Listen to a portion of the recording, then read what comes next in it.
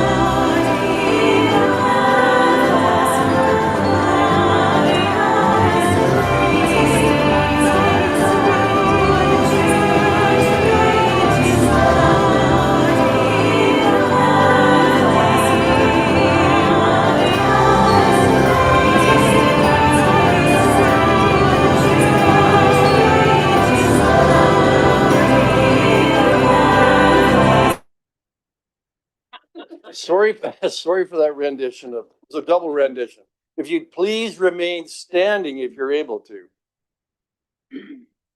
As I read the invocation, expressing the principles that we live by here at the City Council. As we come together today, we recognize the great responsibilities that are laid upon us. Our council will always strive to understand the needs of the people we serve and to use power wisely and well. Our purpose is to establish and maintain a city of prosperity and righteousness, where freedom prevails and where justice rules. We acknowledge the rich history of this land, includes the Anishinaabe and Haudenosaunee peoples. Together today, there are many First Nations, Métis, and Inuit peoples who live or work in our city. The intent of this acknowledgement is to recognize our responsibility to use and take care of these lands responsibly and respectfully, while remembering the generations past and the generations yet to come. We respect and seek to continue and promote the long-standing relationships with the area's First Nations, the Six Nations of the Grand River, and Mississauga's the Credit First Nation, and all the Indigenous peoples who reside within the city of Brantford. Let us also not forget those who've served our community and who are no longer with us, so that we can continue to do the work that we must in their memory. Please be seated.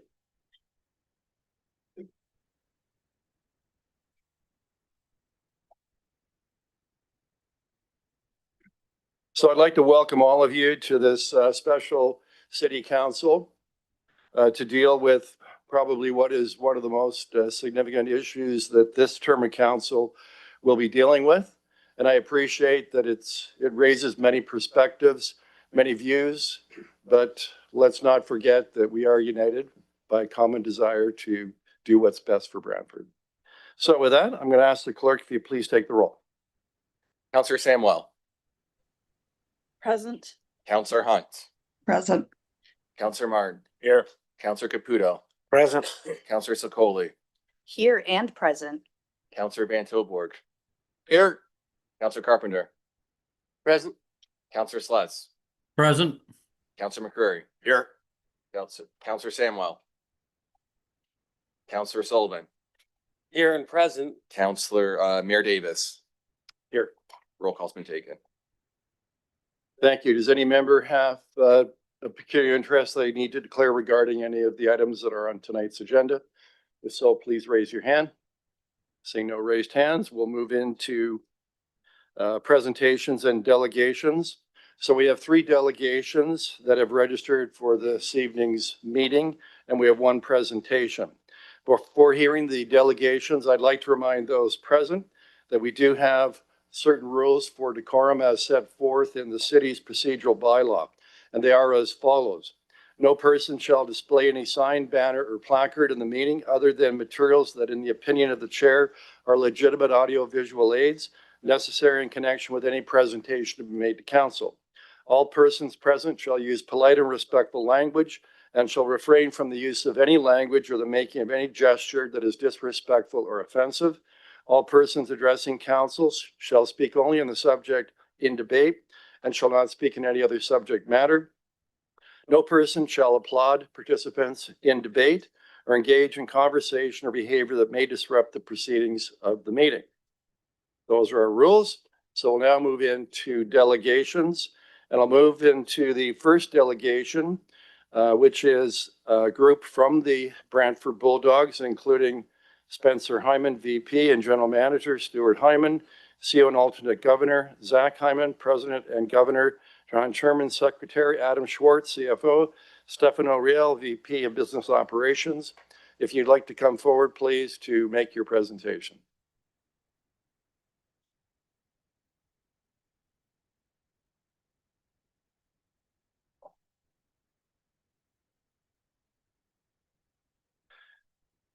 And just a reminder to those who are presenting, you have 10 minutes to make your presentation inclusive of questions. And before you begin, I'd ask that you introduce yourselves, at least those of you who are at the front table.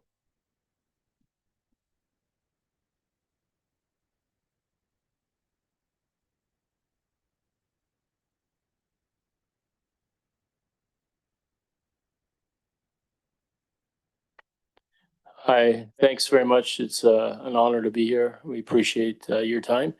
My name is Stuart Hyman. I'm the CEO and the alternate governor of the Brantford Bulldogs.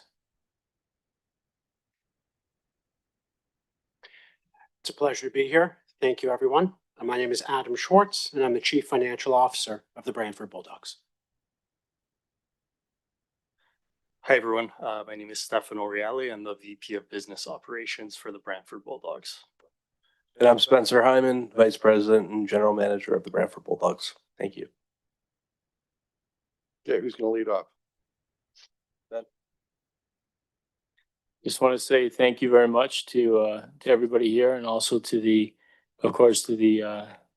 city and the councilors and the mayor.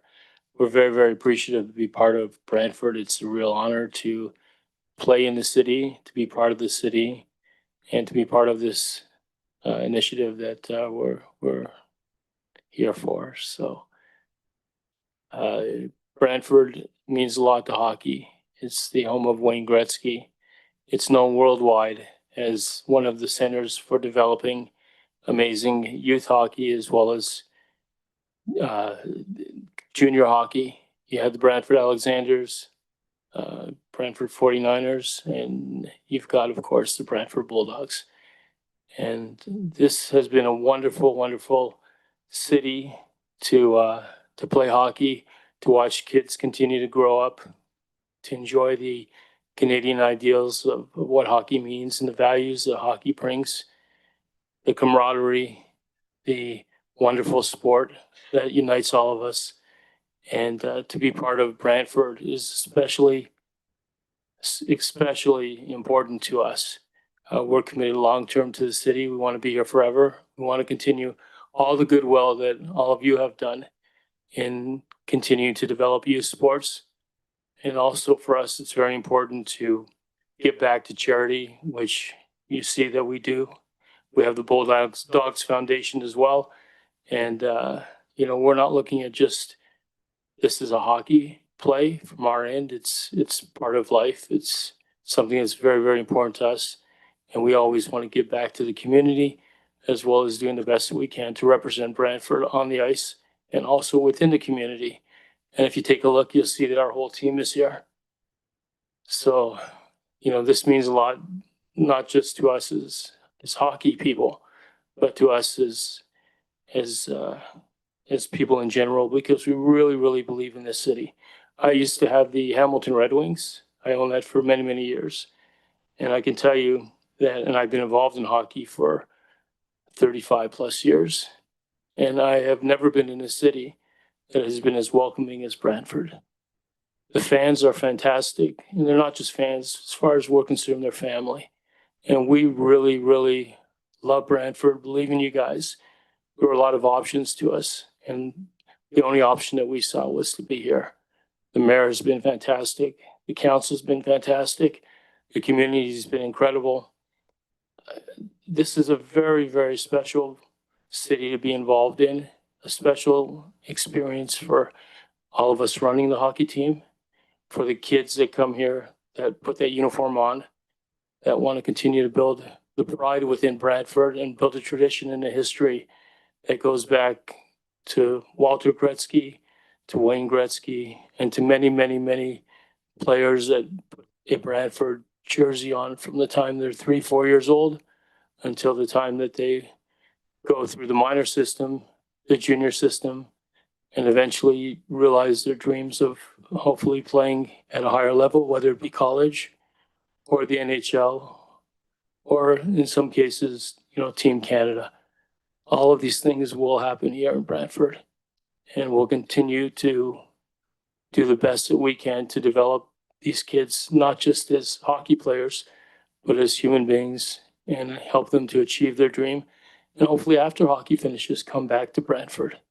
And always remember that special time that they had when they played in the Bulldogs, but more importantly, the special time that they had being part of the community, giving back to the community, and hopefully settling eventually in Brantford, but spreading the good word and the wonderful experience they had playing here and living here. So we appreciate everything that you guys are doing. And what we're doing here is something which will be historic and will hopefully continue to build and create the aura and the wonderful mystique of what the Brantford community is and the Brantford Bulldogs. Thank you for everything you guys are doing.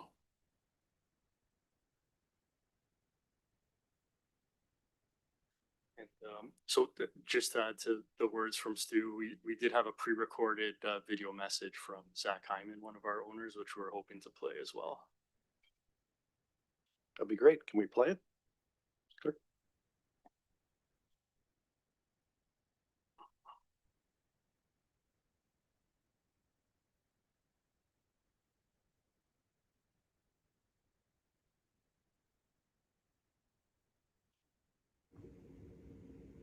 Hey everyone, it's Zach Hyman here. Just want to say thank you to Mr. Mayor, councilors, and all the people of Brantford for being here. Our whole team is here. I just wanted to convey how much the city of Brantford means to me, my family, and our entire organization. I apologize I can't be there in person. I'm in Edmonton. We're playing games, playing hockey, of course. It's what we do.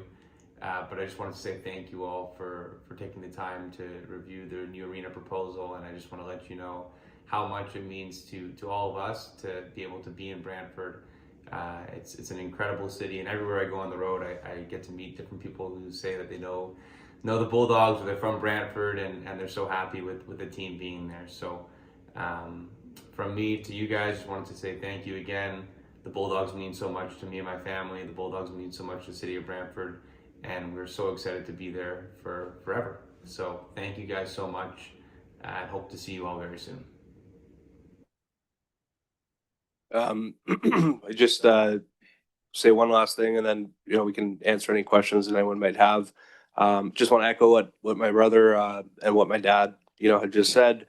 For me, when we purchased the club from Michael Anlauer, and I said this in the opening press conference, and Mary, you were sitting next to me. The three principles behind our family's belief systems and junior hockey is family, community, and charity. We've been here for less than a year now, but we feel like this is our community. And really, like I've always said, it's not the Bulldogs, it's the Brantford Bulldogs. And we're incredibly proud to be here. So thank you. and happy to answer any questions that anyone might have.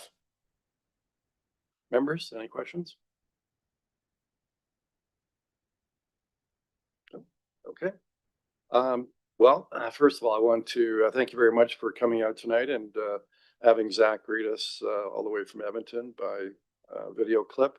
And of course, see, we have looks like you have all the players here, pretty much the whole team back there. And They're here for a little bit, and if you guys see them leave, it's because they're going to Linden Park Mall to do a signing for fans and kids. And again, I think echoing what my dad said, the most important thing is teaching kids and our kids specifically about the next phase of life and giving back to your community. So yeah, so I want to again thank the players for coming out, and we wish you the best in your season, and hopefully going all the way to Kelowna, but I don't want to jinx you. So, any other questions?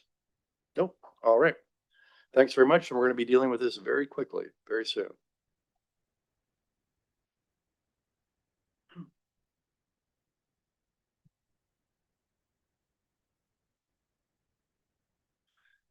So the next delegate that's registered is Matt Allman. Matt, if you please come forward.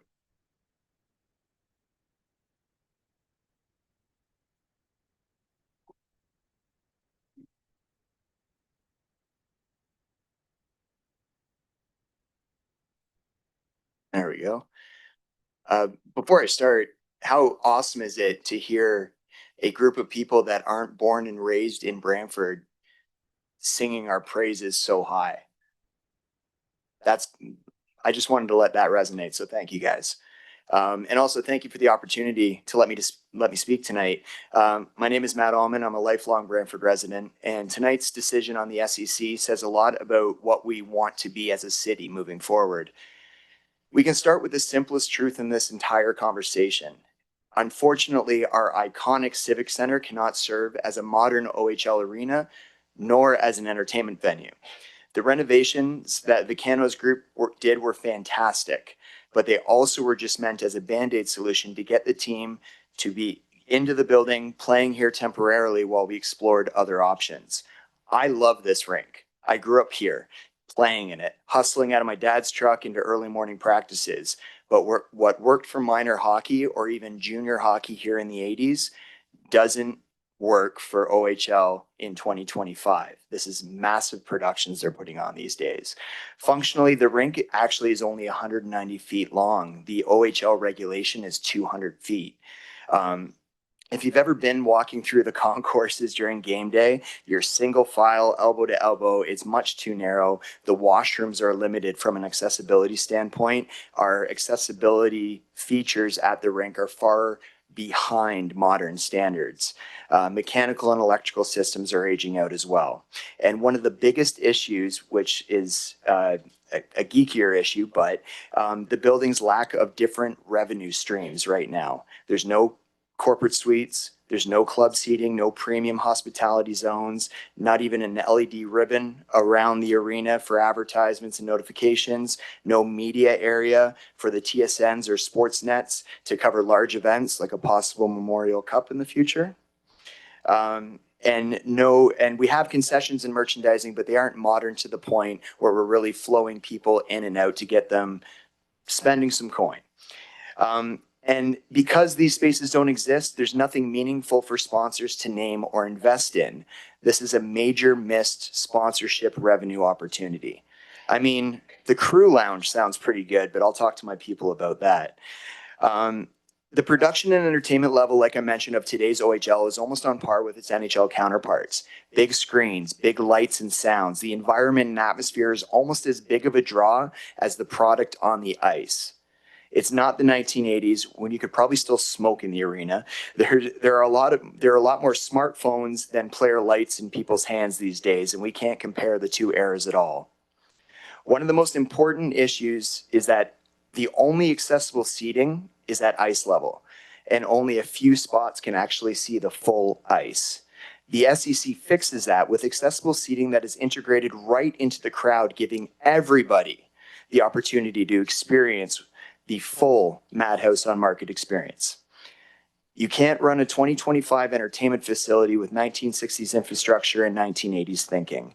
Renovating it won't make it compliant or competitive. It just makes it a slightly newer, but still outdated building. And I swear I love the Civic Center, but it's true.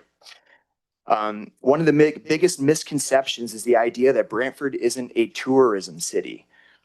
You should tell that to the thousands that show up for Ribfest, Taste of Glenhurst, our Canada Day at Lions Park, a small time event that brings in 8,000 people every night called Call Home, formerly What the Fest.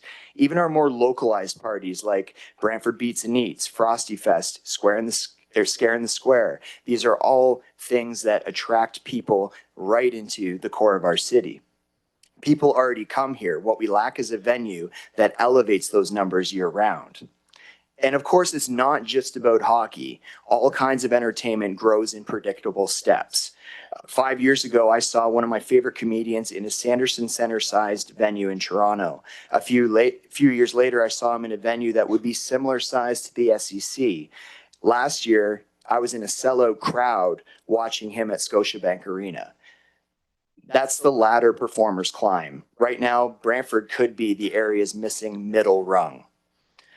Our immediate regional catchment is bigger than people think. I mean, Brant County consists of Paris, St. George, Burford. We have Six Nations, Ohsweken, Mount Pleasant, Hagersville, Waterford, Simcoe, Delhi, Port Dover. They won't be driving to Toronto for mid-size entertainment. They would come here. And with the right mid-size acts, we'll be able to pull audiences from even further out. We're perfectly positioned to be the entertainment anchor of our area. I see the SEC as a catalyst and not a gamble. If you approve this tonight, you're not just approving a building, you're unlocking half a dozen new redevelopments already lined up waiting for this green light to happen. The Freshco Plaza across the street from the Civic Center, Colburn Point, the Station 60 condos, a wave of mixed-use intensification proposals are all happening within the immediate area. These are all massive redevelopments of underused land, which increases property tax revenue and brings more amenities and options to the people in the area. And from a real estate point of view, commercial leasing is telling us a story about Brantford right now. When 2025 ends in a month, it will be one of the busiest commercial leasing years in Brantford since 2021. Businesses are signing leases, some of them 5 to 10 years in length, because they see where the city is going, not where it's been. Developers build on long-term confidence in a project. The city putting this project forward signals exactly that. The SEC activates progress. It doesn't risk it. Now, everyone cares about the social issues that are affecting not only our city, but almost every city our size in southwestern Ontario right now. Hospital, housing, homelessness, addiction, mental health. But approving the SEC doesn't take away funding from these priorities. The city's already proven that. They've already made major million-dollar investments over the last few years. Lucy Marco Place and now Fox Ridge come to mind. These will be significant supporting housing hubs. But we can't fund social progress by halting economic progress. I'm going to say that one again. We can't fund social progress by halting economic progress. We don't solve homelessness by stopping development. We don't fund a hospital by delaying growth. A stronger, more vibrant, more economically active city is better positioned to meet these challenges. Again, I've said it before, this is not arena versus compassion. It's about creating a city capable of delivering both. There's a very vocal minority asking for a referendum. There was even an online petition circulating earlier this year. An online petition is great because it is one of the lowest barrier forms of civic engagement. Click the link, type your name, submit. 82 people in the city of over 100,000 signed that online petition. That online petition was shared all over social media and various sites. It sits at 82 signatures to this day. You can look it up. That very low number alone tells me that spending hundreds of thousands on a standalone referendum or delaying this project for almost a full year to wait and pair it with an election wouldn't be worth it. There are a number of cities in Ontario that would steal this absolute wagon of a hockey team behind me away from Brantford if they didn't have a place to play. The urgency tonight isn't because entertainment is more important than social issues or any other concerns of the city. The urgency is in the timing of not only keeping the Brantford Bulldogs, which would be the anchor tenant, here in town long term, but also kickstarting a massive revitalization of our downtown and massively boosting our local economy. When you look at the facts, unfortunately, our iconic Civic Center is past its prime. Our entertainment tourism exists, but it could be elevated much higher. Downtown developments are waiting on this decision, and our local economy stands to benefit from $13.2 million in annual spending, a $7.6 million in GDP impact, and the equivalent of 95 full-time equivalent jobs. It is very clear that the SEC isn't the risk. Stagnation is.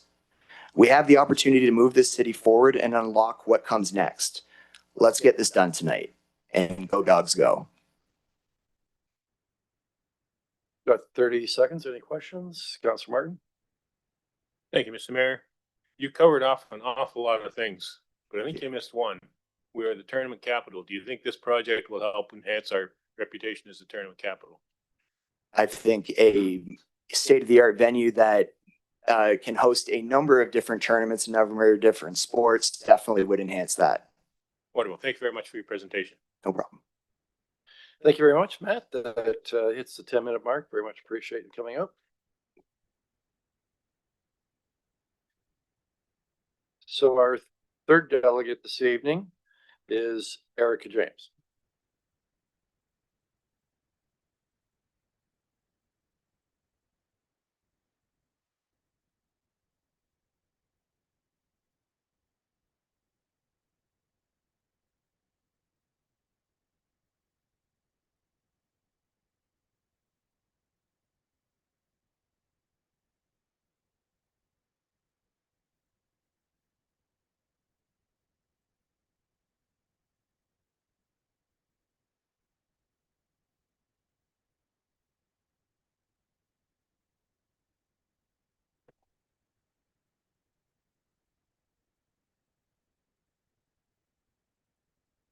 Good evening, Mr. Mayor and councillors. It's a privilege to be here and speak to you for a few moments. This will be brief. I just wanted to kind of put my thoughts and my various questions I have on this proposal on record. 3 years ago, if I would have gotten another 351 votes, I'd be sitting up there with you and I could do it from there. First of all, I love the Bulldogs. I've been to many games. I'll be many more, and I also think that this proposal is going to pass. And I'll have season tickets in the new arena. But we are now at $152 million for this proposal, which was what, 140. So we went up $12 million since it first came to an idea. And we're told that there's no cost to the taxpayer, because we're going to fund it from the development charges and the property tax from around the sports and entertainment center. But our city can't count on future development. Future development is based upon if an investor can see that he's going to make money, he's going to invest and build. Are we going to have FreshCo? Are we going to have all these things redeveloped by the time the arena is done, when we need to be paying $9 million a year approximately in interest? I don't have much confidence that that would take place. So then that's going to come out of the regular city's revenue in order to pay this loan. Also, I'd be curious as to know as to when and how is the $150 million actual loan going to get paid for. I haven't seen anybody talk about how that's going to be paid down. Airedale is a good example. 4 years ago, that became Elite Development's land, and it's just a bunch of overgrown grass because there's not enough money for those developers to develop to make enough money, so they're not doing anything with it. It's bare. So there's no guarantee that we're going to have the development we need in order to fund this. So I just think that as a city, operating costs increase every year, and therefore we have to raise taxes. And when we have the future development, that the Northlands will be developed and so on, all that would be additional property tax revenue. But if we are earmarking, $9 or $10 million in future property tax revenue every year from around the Sports and Entertainment Center, that's revenue that's not going into the city's coffer, that is not keeping the tax increases that council passes each year lower. So in essence, if we have to raise taxes 5 or 6% because we don't have the $9 million into our coffers each year, that indeed every resident in the city is actually paying for this facility to be built. Do I think it should be built? Yeah, I believe so. I think if I was sitting where you are today, after I got a bunch of my questions answered, I would probably vote in favor of this.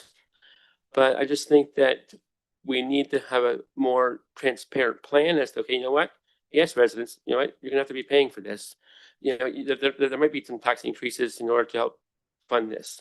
But we don't even know, when the Civic Center got the new branding, the TD Civic Center.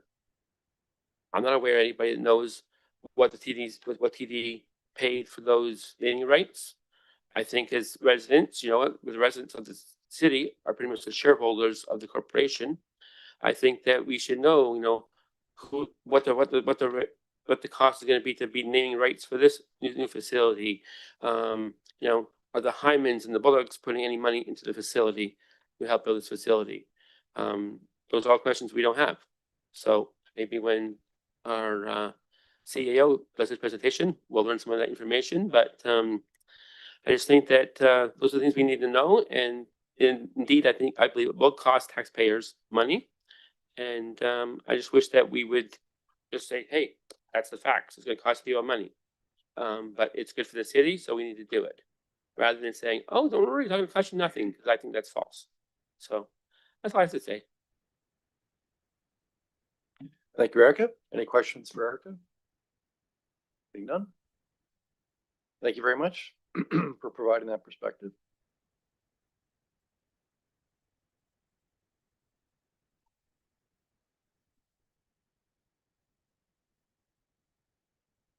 All right, so we now have a staff presentation led by Michael Bradley and members of the committee. I'm told this presentation, in order to be thorough, it's got to go beyond 10 minutes to answer any questions. I'd ask if we'd consider extending it by 10.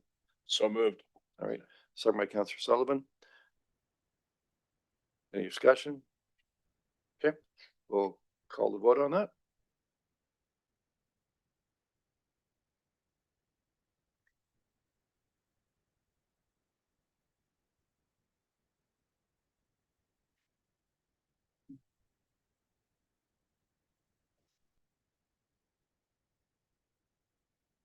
The motion to waive the rules carries unanimously on a recorded vote of 11-0. Members of council voting in favor are as follows. Councillors Sullivan, Celeste McCurry, Hunt Van Tilborg, Samuel Carpenter, Martin Caputo, Sokoli, and Mayor Davis. Mr. Bradley, the floor is yours. Thank you, Your Worship, and good evening, members of council. And I will introduce myself, Michael Bradley, Chief Administrative Officer. To my left here is Dave Wong. He is the Design Director of the Canadian branch of, the Design Director for the Canadian practice with Stantec. It's a Canadian multifaceted engineering and architecture firm, very familiar to the municipal sector. And then just behind me at the desk back there is David Owen, who is a project director with Graham Construction, providing moral support to us this evening. I have a short presentation, and I'll pause through my presentation and then ask Dave to go through the design for the facility. But I will start and just note that, and I've already, so I'll just note that the purpose of the meeting tonight is I've put about four recommendations in front of council through the staff report to approve the conceptual design that we've arrived at for the sports entertainment complex, approve the updated budget for the SEC based on our current cost estimates, to authorize staff to make a submission to Infrastructure Ontario to raise the debt financing for the project, as well as a small matter of waiving planning and development fees. But specifically, we respond to direction we received to bring this for one final review at council from back the report that was approved last October, specifically to approve the design. So that is the primary reason why we're here this evening. So I would note that the process itself has been robust. This, I think, in my staff report did lay this out in great detail, but the process did start in 2023 with the Bulldogs moving to Brantford, which we heard about earlier this evening, and went through a number of, there was direction at that time to explore the SEC as a project, and it went through a number of steps. And it arrived last October with direction to move the project forward, to move the project into design. A budget was set for the project, and that moved us into 2025. We did ask for some changes to the procurement process in February, and in March we went to procurement, which resulted in Graham Construction as our contractor, as well as their associated partner group. We have moved aggressively over the last 6 months to get to this point, and included in that was a fairly robust public consultation process, which I'll chat about in the next slide. So we, over the course of the project, it has provided the public with multiple opportunities for feedback, starting in 2023, moving through 2024, including the public consultation process that we went through earlier this fall, which included a Let's Talk Brantford campaign, as well as 3 open houses. But the process has also been informed by a fairly significant stakeholder engagement process. We have a lot of stakeholders in the facility and in the project, including the Brantford Bulldogs that were here earlier this evening. And I've just listed these out, and it's my intent is not to go through those, but just to indicate that we have had a very, over a very short time, a very engaged process with a lot of stakeholders to provide information that's resulted in the design that we're putting forward this evening. With that, I'm going to turn it over to Daith, who's going to walk through the completed conceptual designs that we're proposing to council tonight for the project. Great. Thank you, Michael. Thank you, Your Worship, councillors. Delighted to be here this evening. Once again, I'm Daith Wong. I'm the design director for Stantec and also the lead architect on the SEC. I'm delighted to be here to share the design and also looking for the approval of the design. I will start with this site plan. Let me just go back. Excuse me. I'll start with this site plan here. You can see where the site is, downtown to the north, obviously the Grand River. You see the existing the Civic Center site. The SEC site is immediately adjacent to the existing Civic Center. The Earl Haig Family Fun Park is south of our site, but obviously not part of the site itself. Here's the existing site. Once again, the existing Civic Center you see in the center. You can see the casino to the north, the river, etc., and then the large parking facility to the north of this image. We've indicated the commercial development and its kind of relationship to Market Street. You can see in this drawing here. Here's the site plan for the proposed SEC. You can see its proximity to the Civic Center. Now let me pause there and just bring your eye to those 2 pieces, the existing Civic Center and the new SEC. The 2 of them come together to form a public square. Our intent is that the SEC comes close and pushes up against Market Street with the intention of this to be bringing Market Street back to a Main Street type of an arrangement.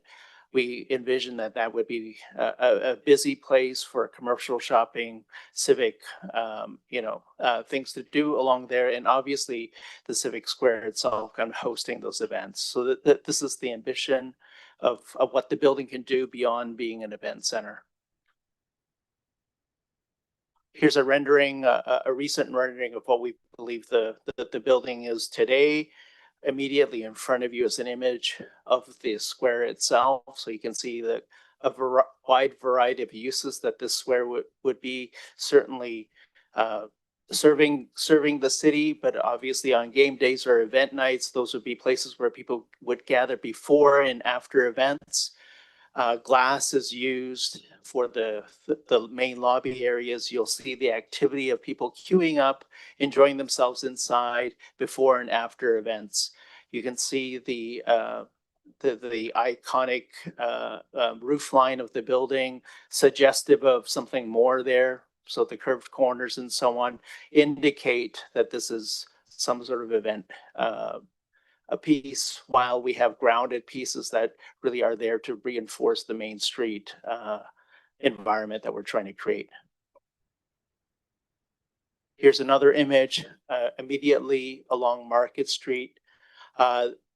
What you see in front of you is what we envision that would eventually be here as part of the kind of future developments, bringing back a pedestrianized public space along Market Street. We certainly see that kind of a variety of entry points. So the main entries off of the square, but secondary entrances, as you can see there, notated, that would bring and draw people along here. And eventually this will be part of the design of a pedestrianized Main Street environment that you see there. And obviously opportunities for signage and other activities taking place along Market Street. Swinging to the south, this is a building that you see on all edges. This is from Earl Hague or the kind of dike that's between the spaces. There's currently a pathway there. We see this as an extension of that multi-use path becomes part of the function of how you circulate around this building. So while there is functionality to circulate around the building for vehicles, this is also a very important face for the public to see this building in it and experience this building. This is a multi-level building, a quick section here. For hockey events, you be coming in through the event level or ground level, people coming up a grand stair and down into the space. There's a suite level above that and also a fourth floor, which is a service level. Quickly walking through the floor plans and maybe perhaps highlighting a few items here. Starting from the top of the image, what you see is the main entrance. The main general admission comes off of the plaza and into kind of a generous lobby for ticketing and scanning and so on. And then immediately up the grand stairs, as well as escalators. There are convenient elevators for those who need it around the corner, indicated roughly in the area that's in red. There is a Market Street entrance as well. That Market Street entrance can be used in multiple ways. For hockey, it can be a dedicated entrance for suite users or suite ticket holders. For concerts, it can be simply anyone who's holding a ground floor seat. So there's multiple ways of using this building. The areas in green and gray are really back of house. The green is the locker room for the hockey team. And the gray areas are the service areas, loading, Zambonis, ice plant, central kitchen, etc. Those are the areas to the west or to the left and to the south of this floor plan. Moving up to the main level or the concourse level, you come up the ground stair, and one of the things you'll immediately experience is a 360-degree concourse. You'll come up here, you will be able to walk fully around the bowl, as we call it, find your section and step down into your seats. This will be a place that you'll experience the kind of 360 of this space. That concourse has all of the amenities that support the events. Food services, washrooms. You'll see in the upper right a lounge. This is a lounge that for food and pre and post game or event that is open for people to use. Stepping up one more level, this is the suite level, 16 suites along the south edge, and we have premium seats along the north. In green is media facilities. So for hosting all sorts of events, that area is dedicated to media as was described by earlier speakers in terms of those needs. Food services, washrooms, etc., all kind of service this level. So this is the premium level, giving the variety of ticket types and so on available now at this rate. And finally, the fourth floor is primarily a service level. We have mechanical, electrical services, catwalk services at this level for adjusting lights and all of the things that are required for events. So there's a catwalk network as well as a central scoreboard at this level. This is another view of having those 4 floors together. You can see that the main concourse to your left, the event level, or the main floor to the upper left, catwalk to the right, and the suite premium level to the lower left. Some of these are working images that we have here of what we are continuing to design through now, as we're kind of midway through or just completed our design development phase of some of the thinking for the lobby here. So you can see, again, the grand stair, a very generous space. We do know that there's 5,300 seats up to 7,000 for concerts. So we certainly have sizes for that type of event here. The image to the left, you'll see that upper area is the lounge area that you'll see visually connected to the lobby spaces. At the top of the stairs will be the team store and so on. So some of the key kind of retail components that are related to the total experience of the space. This is an image which we certainly hope on opening night that this is the kind of atmosphere that we'll be creating, a very shall we say, intense space that we certainly are focused around that kind of madhouse experience that we know is there. We believe we can create that and have created it here. So you have the variety of seats, the general admission seats, the suite tickets, the premium seats, as well as the accessible seating that's available at all levels of this design. Other work in progress images here. These are some of the ones that we're developing for the suite area. So you get a general sense of the size and the finish of these spaces. Certainly, you can see that all of the railings and so on have been designed to meet accessibility requirements and certainly give that equal type of experience for all users in this facility. Hockey is a big thing, but it's not only what this building is for. This is an image of a concert when this house is full, up to 7,000. The scoreboard retracts, the lighting, et cetera, is set up for concerts. So you can imagine that this is certainly designed to host this type of event as well. And finally, I'll leave you with this. This is certainly something that, again, we're thinking about how this building serves obviously the Bulldogs and hockey and events, but also is a civic building. What we're hoping Christmas 2028, something like this could be something that we can experience together. So thank you very much.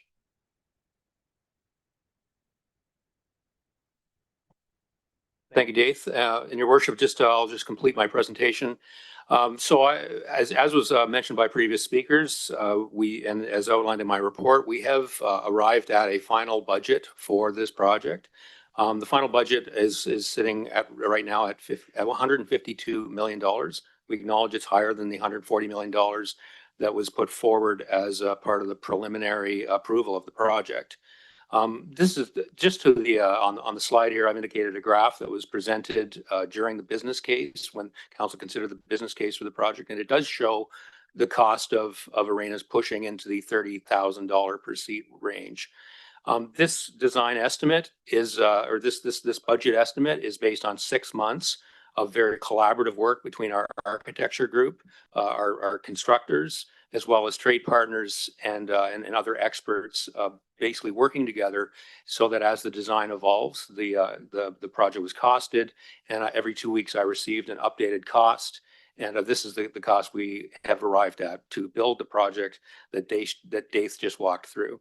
We have confidence in this number, and for that reason, I'm putting this forward as the budget for the project.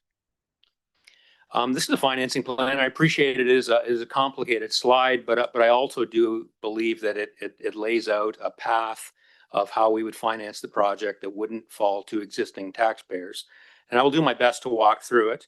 What this lays out is what the SEC reserve would look like over its first 14 years of its financing life. At the beginning of the financing life, which we call the development phase, the reserve would accumulate funds from things like land sales, from casino revenues that were originally intended for the Small Performing Arts Center that we've diverted, from the MAT tax, the municipal portion of the MAT tax, as well as from construction financing, because this is a large project, so we will need income coming in from construction financing. And then funds would go out to pay invoices from our contractor, as well as interest on that construction financing. But that package there does stay in a positive.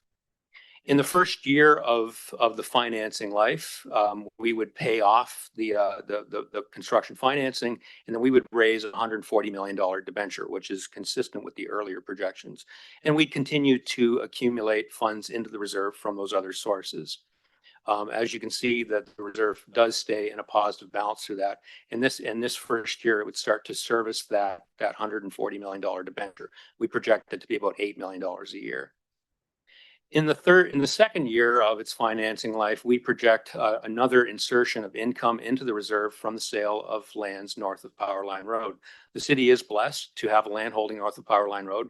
This is prime development land, and it is very valuable. And we have identified some of the proceeds from that valuable land to move into the reserve, so that it's got adequate funding in it to carry it through what I would call its early financing life. And so over the next 14 years, that reserve with money flowing into it, plus the balance that we seeded into it early, would have enough money in it to service that debt until year 14.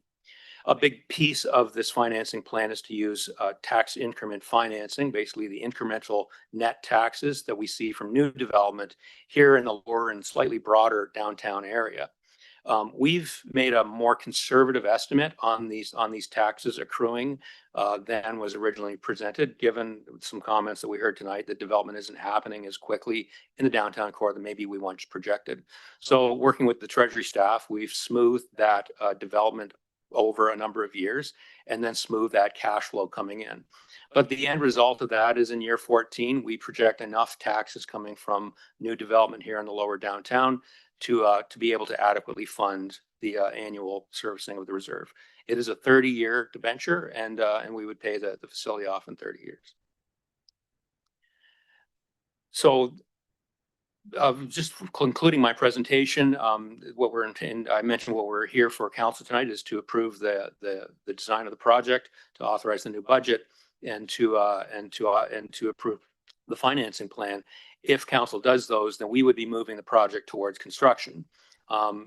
Once council's given us authorization that you're happy with this plan, we would then lock it in and complete the design, and then move the project into construction, which would include early site mobilization as well as early site works happening in the new year, and then what I would call the core construction period starting probably in the late springtime. We project this to be a build that would complete in early 2028, which is an aggressive timeline, but one we believe we can achieve. And our target is to have the Bulldogs playing their home opener in September of 2028 in the SEC. Your worship, with that, that is the conclusion of my presentation. I appreciate the time. And just in summary, we believe we have a compelling and very ambitious design, and we believe it will serve the community for many decades. We've got a budget projection that is based on 6 months of collaboration between a very strong team of people who build facilities of this type all the time. And we have a lot of confidence in this projection. We also have a financing plan that's balanced. We also believe it's conservative, and I'm fully confident that it's adequate to fund the project over its financing life. And so accordingly, I've presented a report later this evening with a set of recommendations that would allow the project to proceed. And with that, I'm happy to take any questions. Thank you. So members, we've hit 20 minutes now. That's what we allocated. If we're going to allow time for questions, I need a motion to extend further. Moved by Councillor Carpenter, seconded by Councillor Martin. We'll say 10 minutes. Yes. Discussion? Yes. During our two speaking opportunities, there'll be an opportunity to ask questions of staff and consultant, correct? Correct. Thank you. Okay. All right, so if we can have that resolution, please. For vote.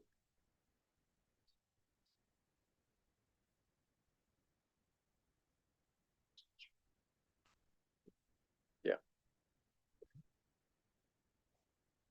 Yeah.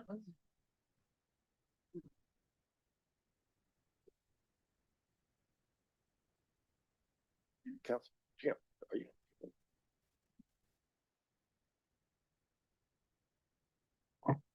Motion to waive the rules carries on a recorded vote of 11-0. Members of council voting in favor. Councilors Van Toborg, Hunt, McCurry, Sleth, Sullivan, Coley, Caputo, Martin, Carpenter, Samuel, and Mayor Davis. Okay, so I have 4 councillors already would like to ask questions. We'll start with Councillor Caputo. Thank you, Mr. Mayor. So through you, Michael, thank you. Great presentation. Beth, excellent plans. David, sitting in the background over there, but thank you for putting up with me over the period of time that we've had a chance to, and Michael putting up with me for the last couple of years in design and process for this arena. But I do have a couple of questions. Is this a firm construction contract? Like where we're going here, is this the max price 152? Is that the ceiling? Can it be lower? But we're never going to exceed the 152 mark. That's what I want to get clarity on. Through the chair. So just to clarify that this is our current project estimate. I would say that I believe that it is a locked in price at this point. We've spent a lot of time. We spent 6 months working, and one of the values of the progressive design build process that we're using right now is to kind of reverse the traditional process where we design something, we put it to tender and hope for the best. So we've brought all of the people that will be essentially assembling this facility to the table very early in the process. So as Dathan and his team worked and made design changes, over the course of the last 6 months, David and his team, who have constructability experts and cost experts, have been able to then advance that price tag so that we could see it moving in real time and we could make decisions in real time. So at this point, where we are with the design, we've identified $152 million price. We have a strong confidence in that number, and I'm fully confident that number will hold. And there's an opportunity through maybe what we think is a bit of a improving procurement market right now. We may come in a little bit lower than that. The number also has a $5 million contingency in it, so we believe that's healthy. So my next question is about current landowners around the SEC, stakeholders, or we want to call them. What's their assessment of the SEC build, and how does that play into their planning in terms of their growth and what they plan on doing downtown? Through your worship. So I can note that over the course of the last year, basically, as we've moved through the SEC preliminary and then the design process, I get regular contact from the landowner group. I do believe we saw some correspondence on tonight's that was attached to tonight's agenda from some of the landowners. They are very interested in the project. They do believe that it will be an incentive for them to move forward with their developments. And so I have been receiving regular calls from them. I have updated them as they've reached out. And for everything that I've heard, there's very strong support for the project. Thank you. Councillor Sless. Thank you, Mr. Mayor. Just a couple of technical things. What is the size of the ice surface in the new build? It's a standard NHL size of 200 by 85. Okay. For concerts and whatnot, for unloading purposes, can buses and transports enter the building to unload?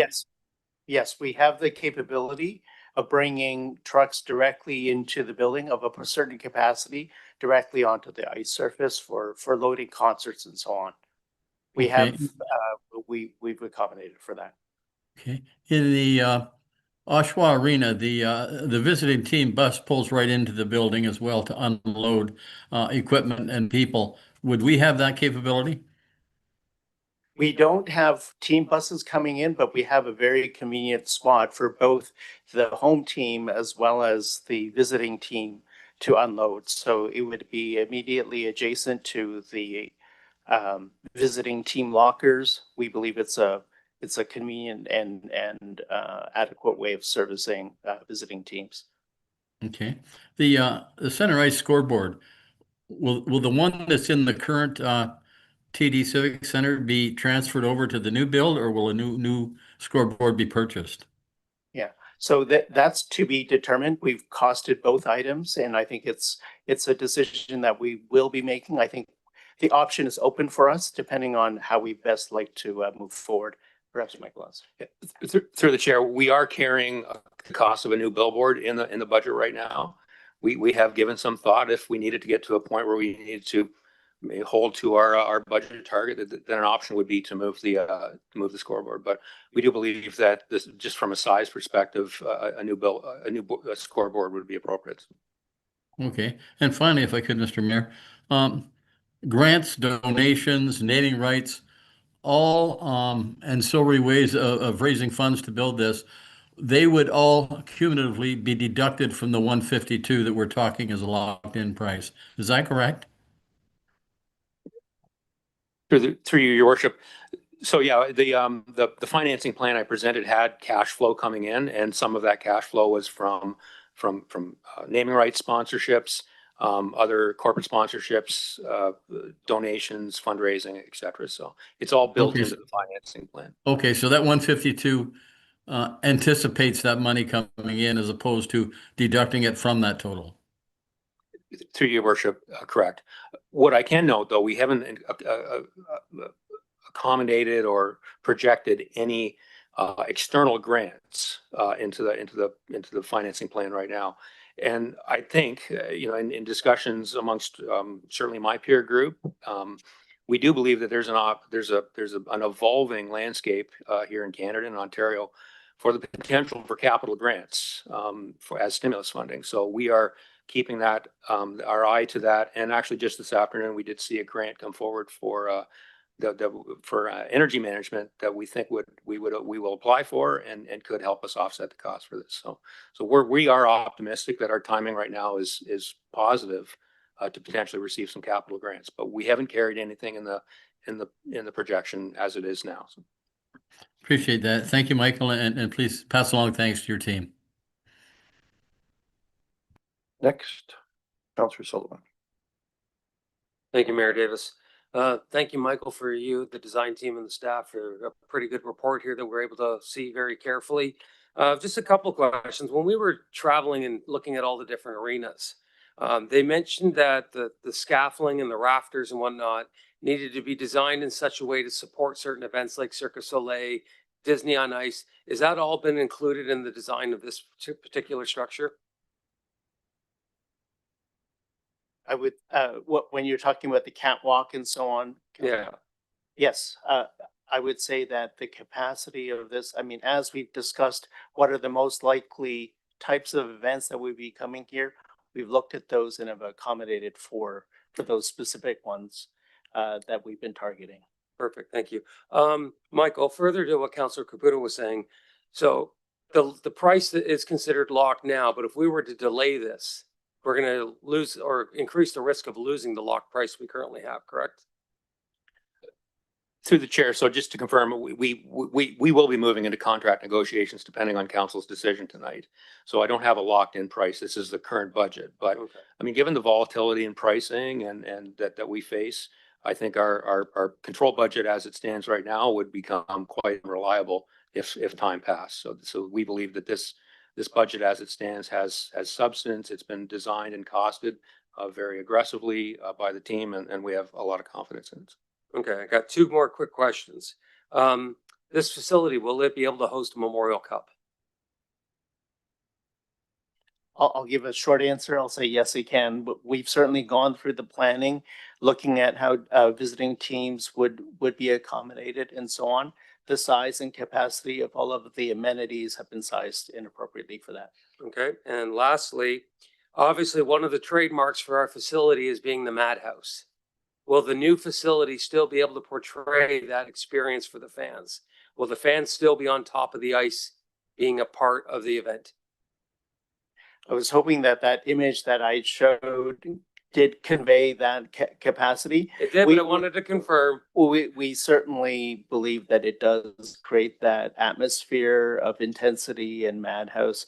I mean, we've also are accommodating more accessible seats, wider seats, etc. So it's a balance between the tightness as well as accommodating that. So we believe we struck the right balance to create the Madhouse effect. Thank you. Next, Councilor Carpenter. Thank you. I didn't see parking. You said you accommodated parking, but where's the parking? Through the chair, so parking for the facility is a bit of a diversified approach. So there will be parking on site, acknowledging, given where the building is, we will lose parking from what's currently existing on the site. So that the site, I believe, will have about 360 spots on it. And that's still, there's still some potential to maybe gain a few spots through design and through some additional there's- line painting. There's not an issue with taking back the parking that we've negotiated with the casino to use at the back of the Civic Center. Is that still belong to the casino? Through the chair, there is a lease to the casino right now. We have initiated discussions with them. They've acknowledged that they don't need all that parking. They do need some parking, and we've committed that we would work with them and try to find the best parking solution. Yeah, and I believe part of their lease was when we upgraded the parking lot, they had to pay for that. Is that what happened last time we did it? Through the chair, I'm not familiar with that. I know the lease expires at the end of next year's. Okay, thank you. The second thing, I appreciate this. You said you readjusted the tax incremental financing, which means future tax dollars from future properties. You've adjusted those for because of the slowdown in the economy and the condos aren't selling. The condo market is evaporated in Toronto. So what length did you draw that out to before it starts to pick up again in your guesstimate? Through the chair, I think initially we had kind of full freight, if you will, in the first year. I think we've smoothed that out 12 years, but I'm going to look at the treasurer for that. Yes, through the mayor. Yeah, it's smoothed out so that we have no incremental tax funding until the facility is actually in use, and then 10 years after that. So we're expecting buildings to be built, tax to be paid in 2028. Through the chair, we anticipate some, there is development happening down there now. So we anticipate some early revenues, small, and then smoothing in over a 10-year basis starting in 2028. But all that revenue is still taxpayers' money. We're just allocating that particular revenue towards this project. So the chair, exactly. So it's called tax increment financing, where we identify specific developments and we allocate the tax revenues from those developments to a specific project. And could you provide us with a Sorry, map of the Councilor area where Carpenter. that is? Sorry, Councilor Carpenter, we've hit 12 minutes. We had a 10-minute extension. I need another motion to go 5 or 10 minutes. Councilor Sullivan, 10 minutes? Up to 10? 5, okay. All right, seconded by Councilor McCurry, you seconded, so I'll put it to a vote.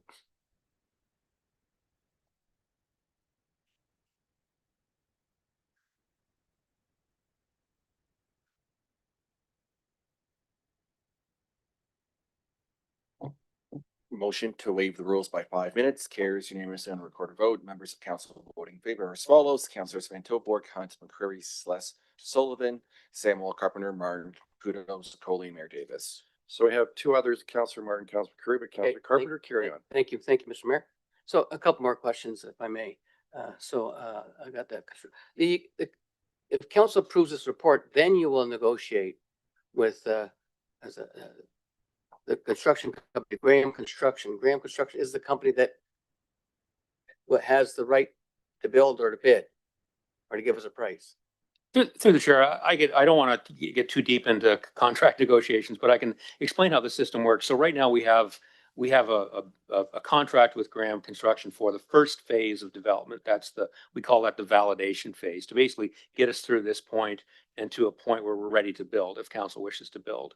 So that contract is already in place, and Graham was awarded that contract as a result of our procurement earlier this year for a progressive design build firm. If council approves this tonight and you authorize, you approve the budget and you approve the design, then we'll move into what we call a second phase negotiation with Graham. And that would lay out how we will work with Graham to build the facility. And that would include, as part of it, a guaranteed maximum price contract. So we would lock that price in through that negotiation. We do have some design work left to do. We're not completely through that validation phase, but we're through it enough to give you a design. And if you lock that design up tonight, then we can finish the nuances of that design, get it fully costed, and then move this towards construction. Hopefully that answers the question. And the Ontario government has passed legislation that we buy Ontario products. So those products will be bought in Ontario for this particular project. And then my addendum to that is how will local employers, local suppliers be added into this program, considering Graham is not a local company? Sure. Through the chair, yeah. So I think that where I would start with that is that Graham will be the contractor. They will be overseeing procurement.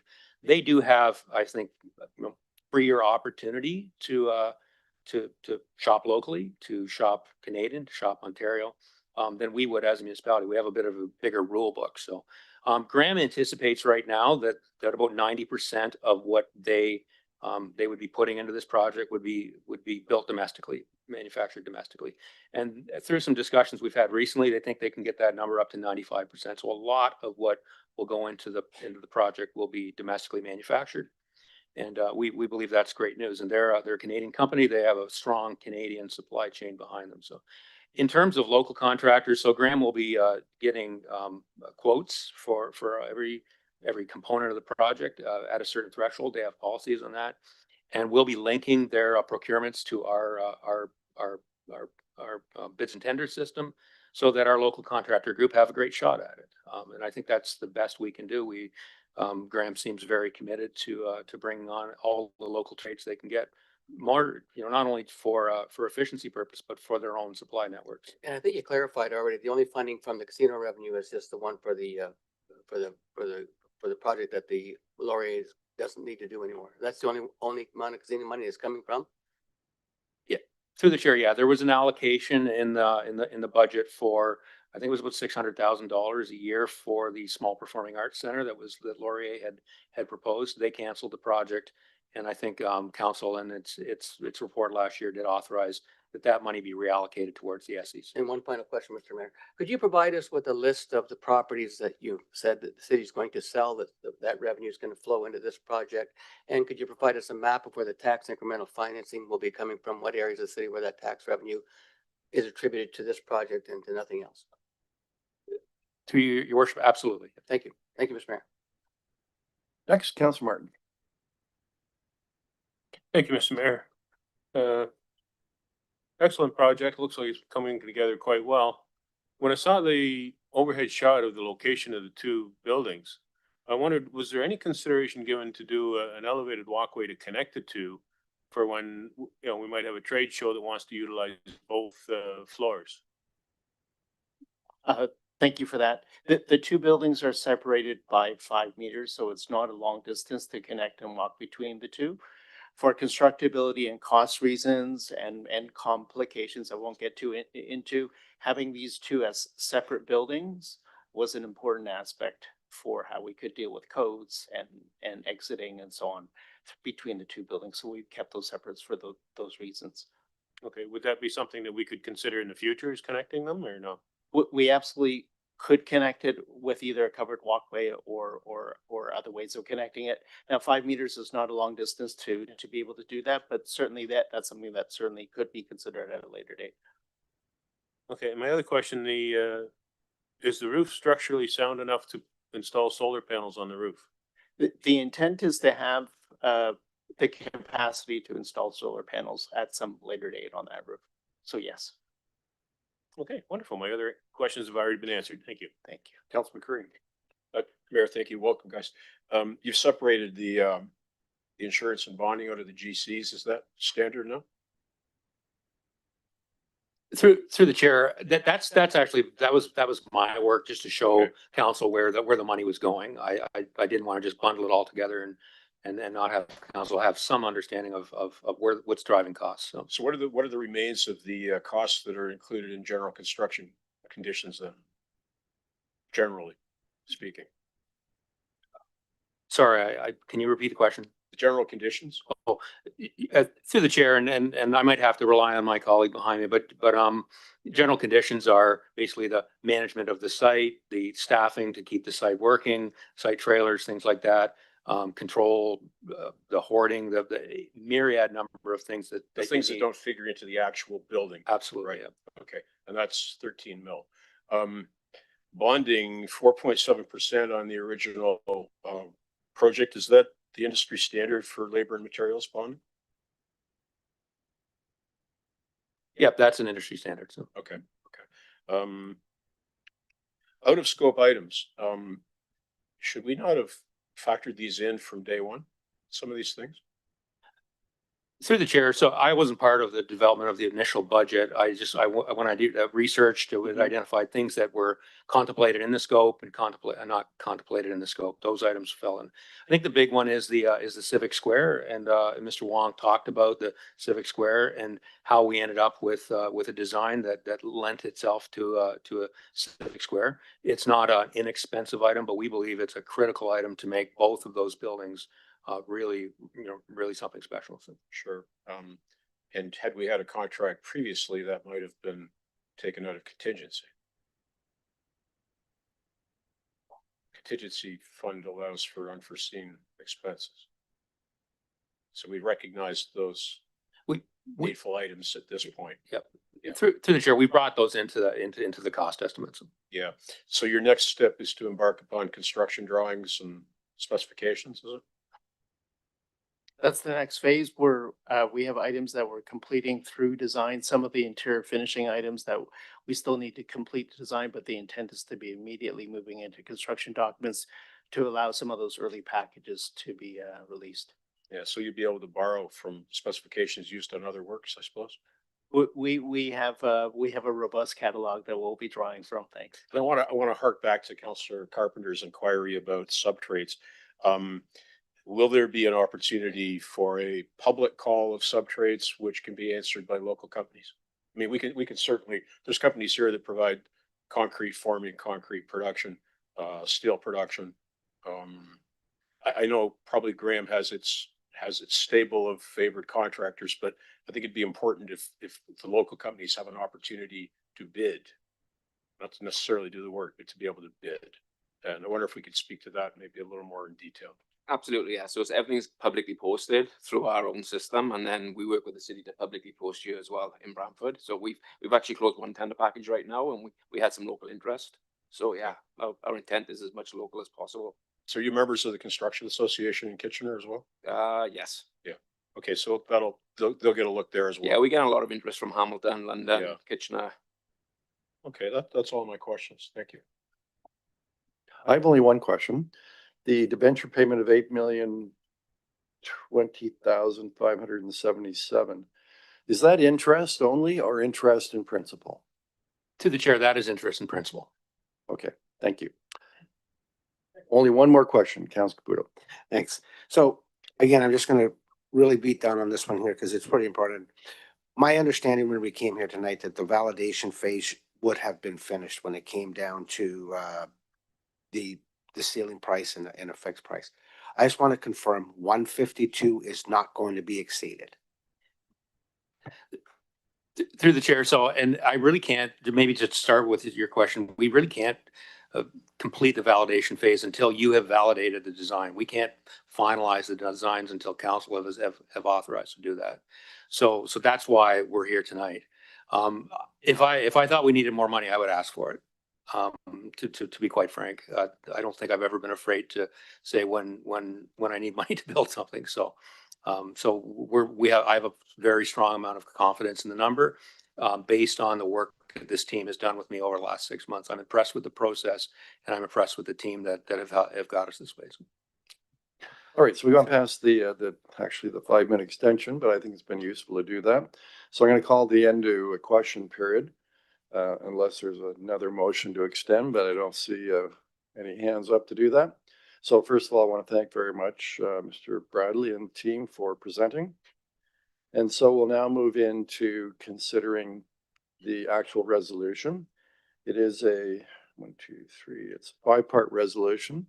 If I can get a mover and a seconder, and if the mover, yes, Councillor Sullivan's moving it, seconding Councillor McCreary. So Councillor Sullivan, you wouldn't mind reading it? Absolutely.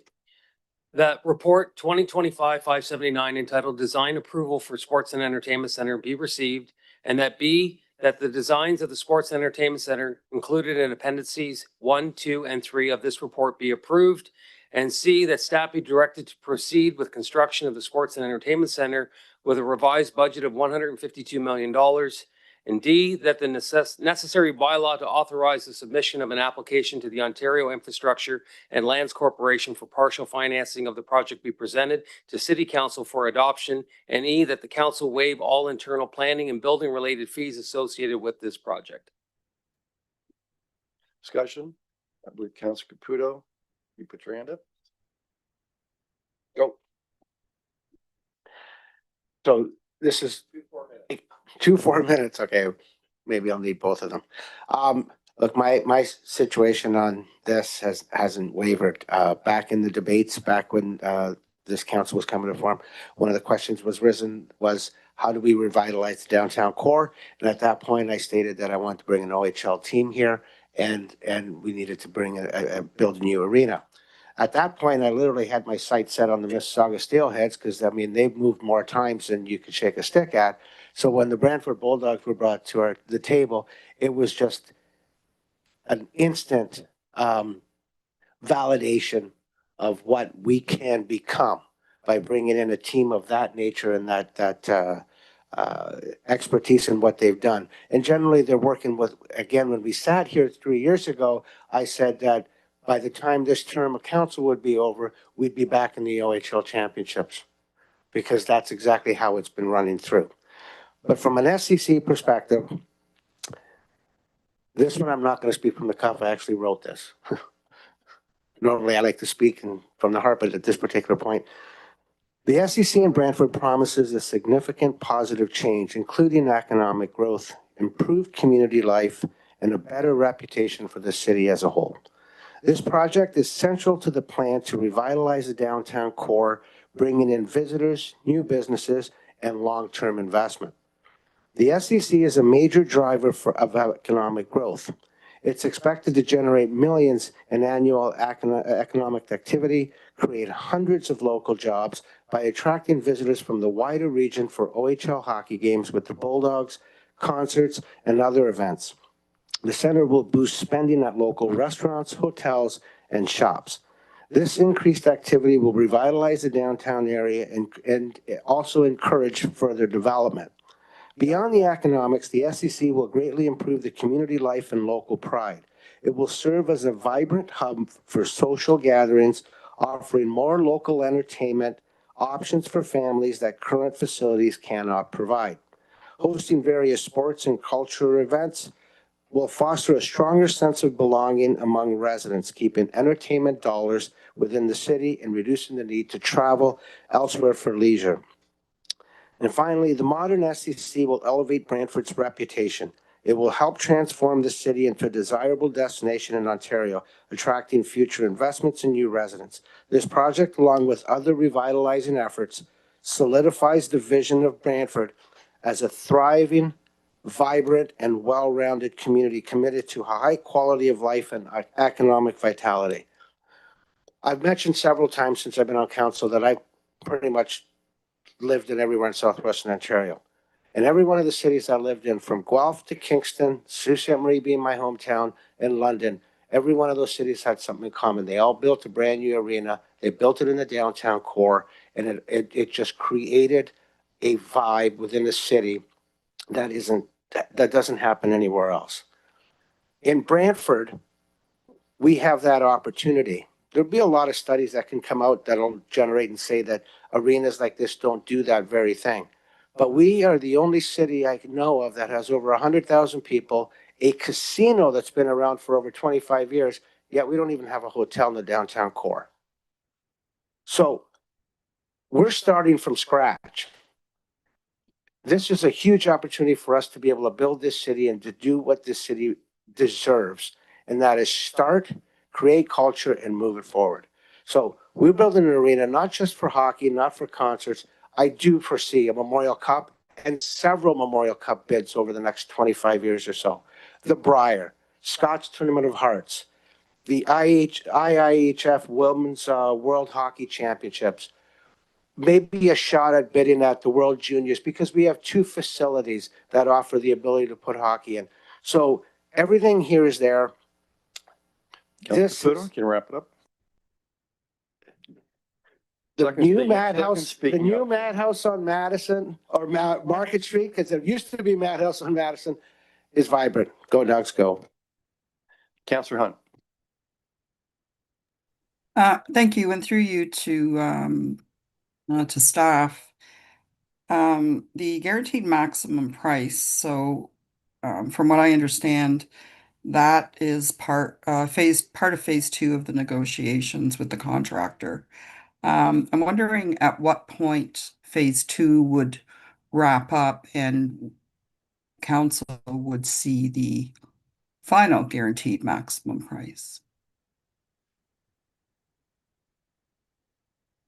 Through the chair, just to clarify, so phase 2 is the construction phase. So phase 2 ends when we obtain substantial completion. I believe we will negotiate a contract over the next couple months, and we will eventually enter into a guaranteed maximum price contract. I will definitely provide a memo to council when that exercise is complete, along with all the numbers. But you would also receive, you would see that in your regular, I believe, your regular the finance committee reports. Okay, and that's just something that I wanted to, let the public be aware of as well, that what we're approving tonight at 152 million, we will have that final number, as you've indicated, within several months. So thank you. Councillor Sikora. Yes, thank you. I wanted to take this opportunity just to thank Michael, Bradley, and Dath, and David, and Mayor Davis. I know how hard everybody worked on this, and your passion and your late nights, and it has not gone unnoticed, and this is very detailed, and I'm really happy with where we are with this. So I'm going to be supporting this tonight, and there's a lot of reasons why. Our current civic center it's served us so well for decades. I think I heard one of our delegates say something similar, but the truth is it's a little too small. It's outdated, and it's no longer keeping us competitive as far as, attracting these big events, and it limits the events that we can attract and the teams that we can keep, and the opportunities that we're creating in the downtown core area. So this project is so much more than just a building. And though we love our Bulldogs, we all know that, and their contributions to our community, this isn't just about hockey either. It's about economic growth, it's about our vitality, and it's about whether or not this council can show the people of the city that we want to plan for the future. And not just stay, stuck in the past. So a modern debt facility downtown, it means more visitors, more spending in our local businesses, more activity in our downtown core. And that leads to more confidence for private investment to follow in that area. And I want to be clear on something, because I see this statement all the time on Facebook. Yes, I watch what everybody says on Facebook. This voting yes tonight does not mean that we're ignoring our other needs here in the city. It does not mean that we're ignoring our housing needs. It does not mean that we're not saving our money for hospitals and infrastructure and community safety. We can and we must invest in those priorities and build the kind of amenities that our growing city needs. But I want to be clear, this is not an either or a this or that type of scenario. As a matter of fact, this financing model is based largely on growth and not the residents. I think that was laid out pretty clearly for us in the presentation. And the project is designed to generate economic activity that helps pay for itself, which is a beautiful progressive model. So at the end of the day, cities that stop investing in themselves they don't just stay the same, they fall behind. And we see examples of this in Ward 1 with the roadway. Nobody wanted to invest in that 40 years ago, and now we're playing catch up on that. So I'm voting yes because I believe Brantford deserves this modern infrastructure. I'm voting yes because a strong downtown helps the entire city. I'm voting yes because somebody has to be willing to think beyond the next budget and beyond the next election. So this is a future focused decision. And tonight I'm voting for the future of Brantford. So thank you. Councillor Sluss. Thank you, Mr. Chair. Really, the vote tonight is certainly nothing to be taken lightly. We're talking about an awful lot of money. And I know I have, and I'm sure the public has, given this an awful lot of thought. And I've heard a lot of that thought through the correspondence. But what I'm pleased I'm hearing this evening is we're not building an arena. We're building an entertainment center. And there's a huge difference there. And I guess because we have an anchor, the Bulldogs, hockey sort of becomes the premier event happening in the building. And I can tell you, I just read on November 25th, we had 1,600 grade 4 to grade 6 students going down to the Civic Center to watch the Bulldogs do a skills competition. It gave those kids an opportunity to find heroes within their community. And that's important for a young person. They also had the ability to talk one-on-one with the players on being a good citizen, on mentorship, on leadership, on doing all the right things as you go through life. I don't know how you put a value on that, but I know it's worth a lot more than $152 million. The Bulldogs not only play hockey and fill the arena with people paying to get in and spending money in there, but they're very, very generous within the community. I personally know of $200,000 that's been donated to the hospital. They fund local food lunches in the schools, and they raise funds for a number of good causes. Being part of the OHL also opens up a whole entertainment sector for us. I know the OHL buys in bulk, and it can bring in people like Elton John, Cirque du Soleil, Disney on Ice, Jerry Seinfeld, all of the things that currently we go out of town if you want to see. You'll be able to do that right in your own backyard, and I think that's wonderful. So as I said earlier, I've heard from a number of people, and I've heard negative, and I respect those opinions, but I can tell you that the positive far outweighed the negative. So having heard all of that, having lived my own experience as a 3-year consecutive season ticket holder, my wife and I, we attend every game. I'm going to be supporting it this evening. I hope it's a rousing success, and I truly hope that it's carried unanimously. So thank you, Mr. Mayor. Councillor Samuel, you're next. Thank you. And through you, Mr. Mayor, I do have a few questions for staff. So my first question is, how will we communicate with the public to ensure financial transparency through this process? Through your worship, well, I think it partly is, we presented a cash flow plan tonight. It's fairly demonstrative of how we're going to finance this. We can certainly provide updates, annual updates as the financing plan comes together. So there's lots of ways we can do that. So I think generally we have been quite financially transparent. You've seen 2 business cases for the project. If the business case evolves based on the realities, we'll continue to update it and present it to council. So. Okay, thank you. And my next question is, can you confirm that Earl Haig remains part of the long-term vision for this area and that is not at risk of disappearing given the public concerns? Through your worship. So, I mean, I certainly can't speak to the future. I can say right now our plans project Earl Haig staying where it is. We anticipate that its parking will be kind of complementary to the facility. And indeed, I think from the perspective of an earlier report, our report on an entertainment district, Earl Hague was part of that, that vision for that entertainment district. So, Okay, I also wanted to know how we're going to review the traffic in the area and ensure that the appropriate improvements are made to the infrastructure, considering all of the pressure that's already on that area and the development that's coming, as well as the SEC.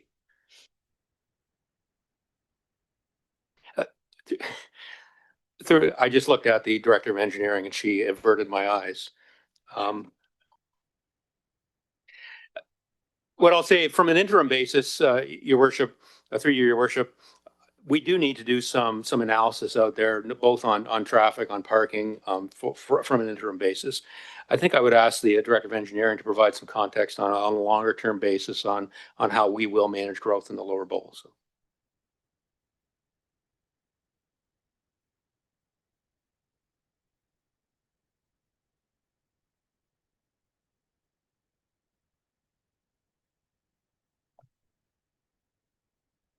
Good evening, everybody. Jennifer Elliott, Director of Engineering Services. My apologies.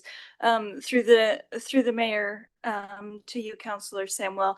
Yes, as we move through construction and as we move through having the SEC in place and moving around, we would be monitoring the traffic. We would be monitoring the volumes coming in and out from a traffic perspective, and then we would accommodate through that. So whether that be intersection improvements or improvements to the capacity of the roadways. All right, I think I have one more question right now that I hope will be much easier to answer. So people are already crossing from the Civic Center to Earl Hague, and I just wanted to know, is there a plan in place to put a safe and permanent crossing between the two? Through the mayor to you, Councillor Samwell. So yes, within the plan, there is connections to that trail system from the Civic Center block towards Earl Hague, as well as maintaining that connection across the river from the THMB and the Brants Crossing Bridge towards Earl Hague. Yes. Okay, thank you. You're welcome.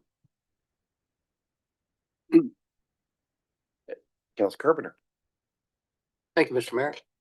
So when I came here, I had very strong concerns, and I'm happy to see that the CAO has changed the pattern of the financing.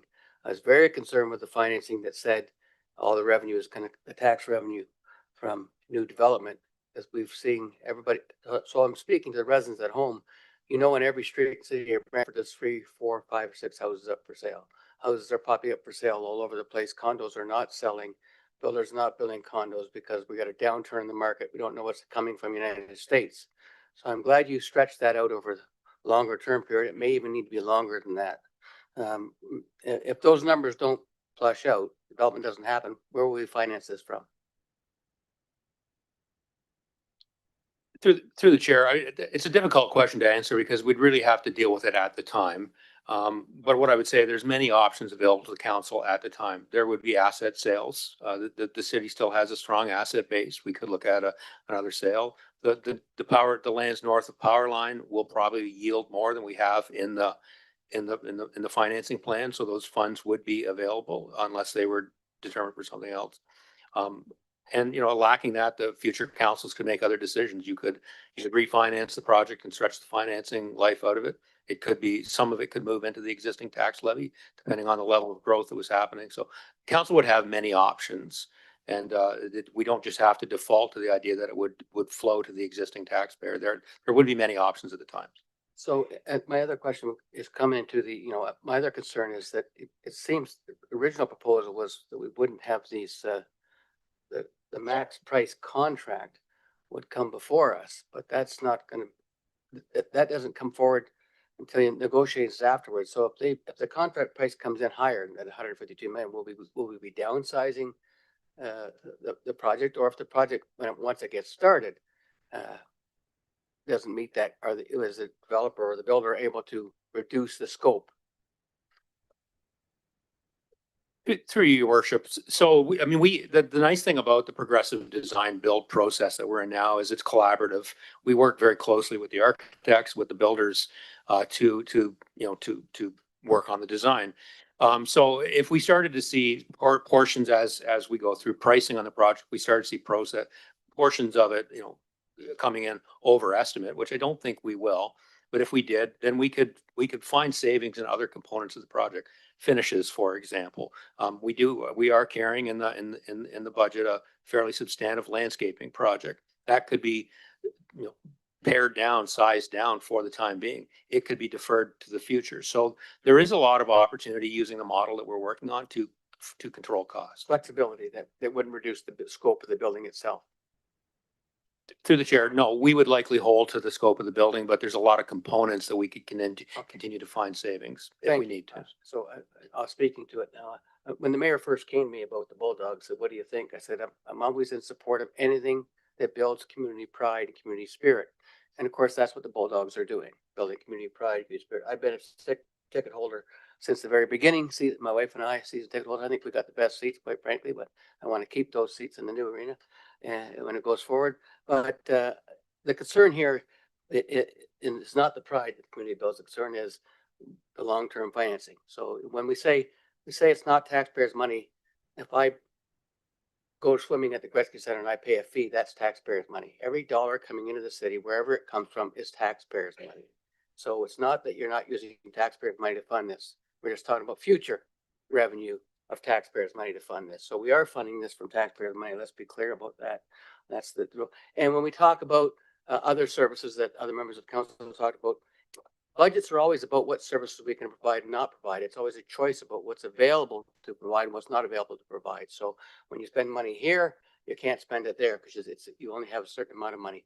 And so it will have an impact what we can do going forward in the future, because we've already committed to this particular plan will reduce what our options are in the future. How we spend our money. That's just how the budgets work. So having said that, I was very conflicted when I came here, but I'm happy to hear some of the news that you said earlier about the financing. That was one of my biggest concerns, was how we're going to pay for this going forward. And based upon, economic development, I know that right now the economy stalled. We don't know what's going to happen with Donald Trump, whether we don't know what's going to happen with free trade.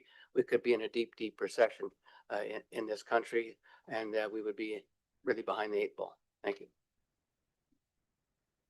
Councilor Martin. Thank you, Mr. Mayor. Councilor Carpenter's right, it is taxpayers' money. But the important thing to note here is it's incremental taxes increases. It's a system we use to pay for brownfield cleanup, pays for some of our downtown grant programs. And in this case, it's going to be going to the new arena. It's taxes that we wouldn't otherwise get if we didn't do the work. So because it's the increase in taxes, it doesn't take from the existing tax base that funds all the other services within the community. Speaking to the whole issue now, the Bulldogs have been here for a short time, and we've been lucky to have 2 very good owners in that time. Mr. Anhauer and the Hyman family have been wonderful owners. They've been welcomed and speak highly of how they've been treated in Brantford, and that speaks well of our community.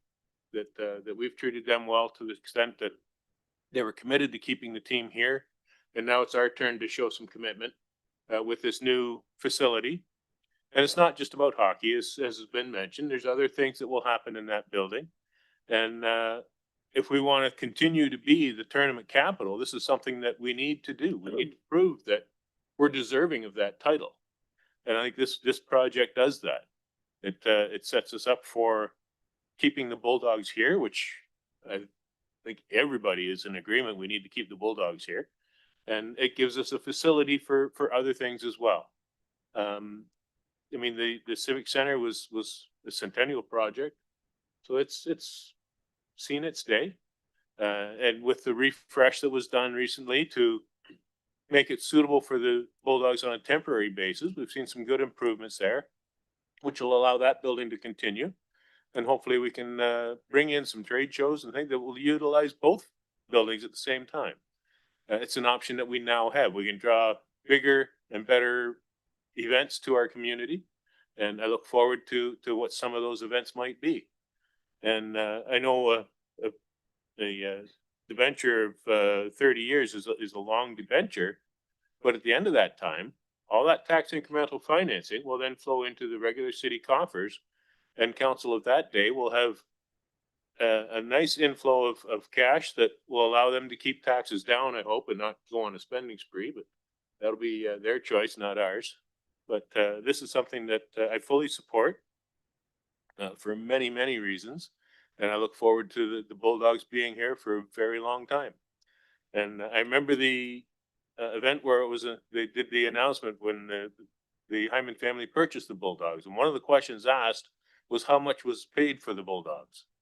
The simple answer to that is the amount paid for the Bulldogs was the amount that Mr. Anhauer and the Hyman family both felt was fair.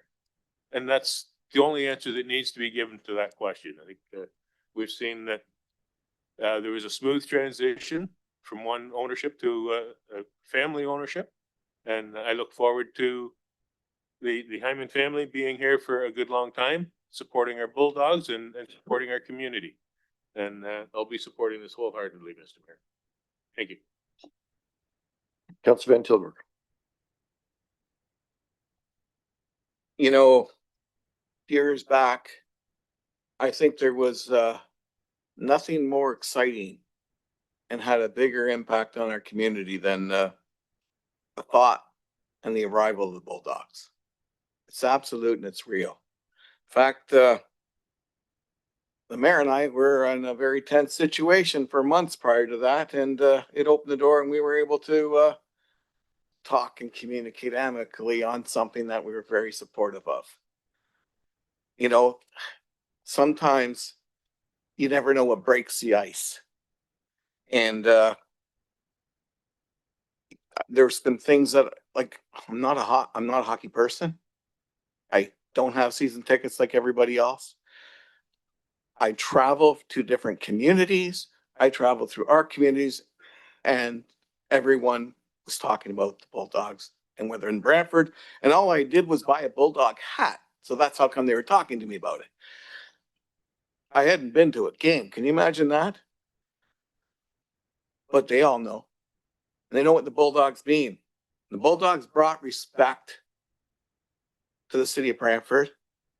It raised morale. It did amazing things. And you know, there's a statement was made earlier about Hammond family that they think they found a family. Well, in a way you did, because I believe I found one too. You'll find out that this part of your family here is cheap. My first game, I went with Councillor Carpenter. He took me there last year. It was my birthday. And we lost. I wish those young boys that are playing for the teams could hear the word we. I know they played. I don't even know how to skate. But let's put it clearly. We lost on my birthday. It was an awesome game. Yesterday, Councillor Caputo took me to my second Bulldog game. Second one I've done in 3 years. We won. And you know what? The place is crazy. It's a madhouse. It's a heck of a lot of fun. So now we got to go to the things that I've always known. I've known this from day one. The Bulldogs brought investment into the Civic Center, something that had never been done before, something the city could never get done. People wonder why can't they stay there? The reason they can't stay there, this was done for a temporary reason, and the OHL just isn't going to put up with it. If we don't make a new arena, they would have to move. We would have to actually lose part of our family. I say I'm cheap. I also know why members of our community are concerned about other things going on in the community. And I can also be very clear on this, as been said before. If we don't have the arena, and then we don't have the Bulldogs, and we don't have the investment, all those other things won't happen any faster anyway, with or without them. The things that you visualize, the things that you see, the things that are hardship on our community remain. One of the positive things of the Bulldogs is that they bring in community spirit, they raise money, they have a foundation. There's many benefits. And I get back to this other part, I'm cheap. We did a number of meetings over the last year, and it was with the previous CEO that the numbers were coming up at around $140 million. To me, that $140 million, when it said cap, full on, full stop, that embeds in a Dutchman's brain. So it's only been a short while that $152 million figure has come into this Dutchman's brain. And I've had 3 public meetings where I'm meeting with the community and we're showing off the diagrams and everything that's there. And I'm going to tell you, you know, at $140 million, I have season ticket holders. Again, I'm not one. And they're saying, you know, Brian, I'm a little worried about the dollar figure. And everyone should be. This is a heck of a responsibility. Councilor Van Tilburg, can you wrap it up? I'll have to carry on, and they'll be waiting with anticipation on my next speaking opportunity. All right, I'll put you down for a second one. Councilor McCurry, you're next. Mayor, thank you very much. Well, I think there can be no doubt that this is the most consequential decision we shall make in this term of council. This will impact the community for many years, and it will also mean that the Bulldogs will be here forever, forever being 40 years. And it will be bound upon the successors to the ownership of the team throughout that course. So we are extremely grateful and happy that the Hyman family and the Bulldogs family have chosen Brantford to be their forever home. The SEC checks an awful lot of boxes. This is going to spur economic growth within the lower bowl, as we refer to it, everything south of Colburn Street. Ironically, that development will pay for this arena, so it's a completely circular investment. Secondly, I think you need to look at the impact the Bulldogs and the ownership have had on this city. And Councillor Slush referenced it earlier when he's talking about the aspirational nature that this provides to the young kids in our community who can see themselves in that Bulldogs uniform someday. And having met some of these young guys that are playing for the Bulldogs, I think they provide good role models, not only in terms of their hockey ability, but in terms of their humanity and caring. Anecdotally, 2 older gentlemen came in earlier and 2 of the kids got up and gave them their seats. Nobody asked them to, they just knew it was the right thing to do. And that's the spirit this team brings to us. And that's the spirit we try to imbue in our youth as well. It's going to create a wide range of entertainment opportunities that people in Brantford now have to travel elsewhere to enjoy or forego. 75% of the people that we surveyed said they're going to go to something there, whether it be hockey or the Wiggles, perhaps. So we've heard, I think, from a majority of residents that like the idea of the arena, the sports entertainment center, everything it brings, the longevity of the hockey team. But we've also heard from a lot of people that are horrified at the cost. And I think to some extent tonight, we've got an understanding that the cost will not exceed $152 million. And I think we've also heard that if it's approaching that maximum limit, we're going to do what we did at Gretzky Center and try to revisit some of what was originally planned and make sure we stay within that budget. Councillor Martin and I did a lot of work to try and fill in that hole at Gretzky Center during our tenure. And having learned a lesson from there, the best way to fill in a hole is to quit digging. So we're not going to dig beyond $152 million. We heard from a lot of people who said, no, build a hospital instead. Well, if only we could. But there are other parties involved in that, namely the provincial government, which will provide 90% of the funding, and the hospital board, which is going to be in the interim providing a location. So to those folks who say build the hospital, well, I wish we could, but what we can do is we can hold the feet of provincial representatives to the fire and make sure that we get on with this project, because that truly is the most needful thing in our community. So as I said, I'm very disappointed that we're hitting the 152 mark. And I know a lot of people are going to be very dissatisfied with that. But I think what we need to do is look beyond to the future of this city, to the future of that hockey team, to the future of the young people here who are going to enjoy doing an awful lot of stuff in that new sports entertainment center. We are building capacity, we are building future, and we're building character. And I fully support this this evening. Councillor Sullivan. Thank you, Mayor Davis. I too had concerns at first when I saw the 152. However, I also remember a comment that was always said to me in all my life, and that was build it and they will come. So we have been stagnant with our downtown for decades. It's not gotten any better. It's just been stagnant. And without taking any form of risk, our downtown is never going to see life again. It's going to continue on life support. However, if we look at some of our surrounding neighbors, they have realized that in order to make a downtown thrive, people need to live there. Well, there's got to be a reason to live there and not just a university. So if we're going to go into this venture, into sports and entertainment, and making downtown a place where people can come and enjoy as a family, people are going to want to live there. It's going to spark development. We're going to see more things added to our downtown. And this council will be able to look back and say, that was the moment that we changed the future of Brantford's downtown. So I will be supporting this. And I know there's a risk factor, but in everything in life, there's a risk. If there's no risk, then it's not worth going for it. So this will have my full support. All right, second speaker is Councillor Samuel. Thank you, and through you, Mr. Mayor. I guess first I want to say I've heard a lot of comments tonight about what we don't have here in Brantford, and I want to just say that I love the city the way that it is. And I just wanted to say that before I go into my other comments, because I think that needs to be said as well. So I've been at every engagement session talking with people, and what I heard most was real excitement about what this could mean for our city. The Bulldogs have brought so much pride to Brantford, and this project lets us build on that feeling. Families won't have to drive out of town for concerts and big shows anymore, the kind that make memories. We can see them right at home.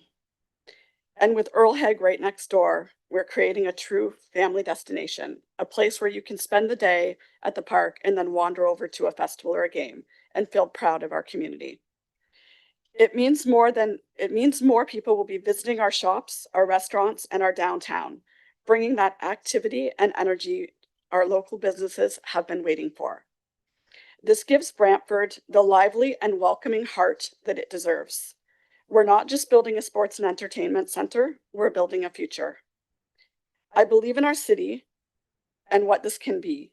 And for that reason, I'll be supporting this tonight. Thank you. Before I go to other second speakers, I sometimes get to say a few things. So when I look at this project, I look at it both in terms of inspirational and the future, but I also take a hard look, to turn the timer on, a hard look at what it is we have and ignoring for a minute the situation of the Bulldogs and the great opportunity that is, but taking a hard look at the Civic Center and the 60-year-old building. Does it work for us? And I would suggest to you, it does not work for us. It served a role, but the reality is that the way it's laid out, you're excluding probably 20 to 25% of the population can't use it. Anyone who has a walker, anyone who uses a cane, anyone who can't walk very well, doesn't have a great sense of balance, and believe me, I've now gained some very much sympathy for that, or if you have to use a wheelchair. The Civic Center is not friendly to you. You have to get into seating area. You have to climb up stairs. There's no elevators, no escalators. It's very narrow. You then descend into the bowl to your seat. Very steep set of stairs, no railings. I'm often concerned myself of tumbling down into the boards. If you come into the facility with a wheelchair, we do have ramps, but you'll have to be at ice surface level. And you can't even, or only room for 10 or 15, you can't even see over the boards because it's from where you sit in a wheelchair, you can't see over the boards. And as I said, no elevators, no escalators. And we all know that it hasn't worked well. If you're a female and you need to go to the washroom, it's a real disaster. So what are we going to get in this new facility? Well, even if you are a robust person, you're going to find it difficult to sit in the seats at the Civic Center. They're about 16 inches wide. In the new facility, what are we going to have in the new facility? We're going to have something that will allow all of the residents in our community to fully participate in all events, whether it's hockey, a trade show, whatever it is. The seats will be 4 to 5 inches wider, so it'll be much more comfortable for people to come in. All of the stairs into the bowl, they'll all have railings. There'll be 3 elevators. There'll be at least 1 escalator. There will be, instead of 10 to 15 areas for wheelchairs, where someone can't see into the ice, they're going to be up, and there's going to be anywhere from 50 to 150 spaces for wheelchairs, depending on the layout. The washrooms will be, in some case, for the females, it'll be almost triple the capacity that what we have right now. For males, about double. And there'll be also the gender neutral washrooms that are required in a modern facility. So the new Civic Center, or the new Sports and Entertainment Center, it'll much better meet the needs of all the members of our community. And it's pretty much long overdue, and we'd have to face it anyways in the next 10 years. This is not, should we do it? Can we do it? We're going to have to do it in 10 years anyways. Otherwise, we'll be left with a facility that nothing can take place in. And so we've got a golden opportunity here to do this with, it's kind of like building a commercial mall. You need like an anchor tenant. We've got it in the Bulldogs, which makes this economically feasible. And now we're going to be able to, the current Civic Center, it's good for hockey, but you can't do basketball in it. You can't have a Disney on Ice. You can't have large scale concerts. You can't have Cirque du Soleil.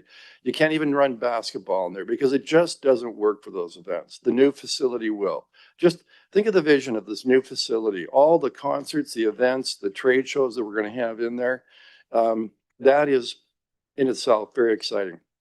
And the spin-off benefit is real. I've spent a lot of time talking to the landowners in the surrounding area, and very much what they want to do with their properties, they're waiting to see what we do. And if we don't show the confidence in our own city and our own future, they won't. They won't build the residential towers that they have envisioned. They won't be building a hotel and conference center down there. Why would they? They'd be in a city that doesn't even believe in its own lower downtown to replace a totally antiquated facility. Is that the kind of community we want? No. We want a community that speaks of the confidence that we have in what we have now in our local economy and what it's going to be. That we can be, whoops, I've gone more, sorry, you have to wait for the second speaking opportunity to hear the rest of it. So I'm going to go to Councilor Caputo. Well, thank you, Mr. Mayor. I'm pretty sure your fear of falling the other night when you and I went to the game was because I think I was trying to push you down the stairs. Too many people, you know. It's a great thing about being at the Civic Center, man. There's a lot of people there and it brings everybody down there.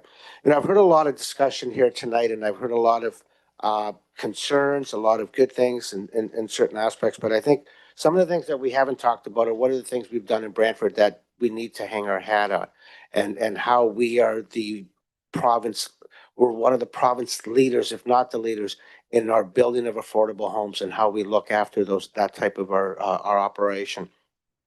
What we do, the purchase of Foxbridge and how that's going to move into the future and assist the needs of individuals within the city.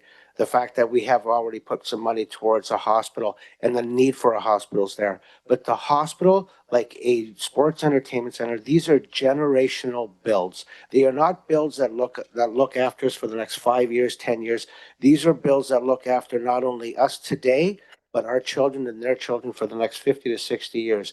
And the biggest impact that Brantford has had in this city, in our own development, was the development of the Gretzky Center, and then 50 years ago, the Civic Center, when the residents contributed from their own paychecks to make that happen. And, you know, that same community spirit is what's going to carry us in the future. So this is a definite yes. And I'll stop now so the mayor can speak again. We can get this voted and get everybody home. Well, I'm not the only one who wants to speak, because Councilor McCreary says he wants to speak again. I don't believe I did, Mayor. Councilor Van Tilburg. Where was I? No, seriously, you know, it's a lot of money. That's where we were at. And there's been a lot more in this report that existed before, particularly exposure. I'm very concerned about exposures to senior citizens that might be adversely affected by a tax hike if the plan didn't come to fruition. I think that that's been addressed with the concerns and the lengthening out of the buildings and the properties. Those are all things. My thing is I always come with a sharper pencil. I just do. And I'm going to tell you that tonight, it's very apparent to me that the vast majority of council are very comfortable with the $152 million in the budget placed before them and what they're getting for it. I'm okay with that, with their thoughts. I think differently, and it's only because perhaps I don't know as much.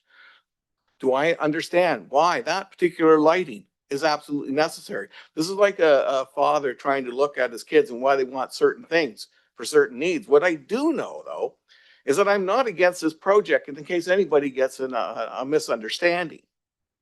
I will go in with the figures of the things that I knew prior, and I'm trying to analyze the things that have come before me that created the $12 million increase.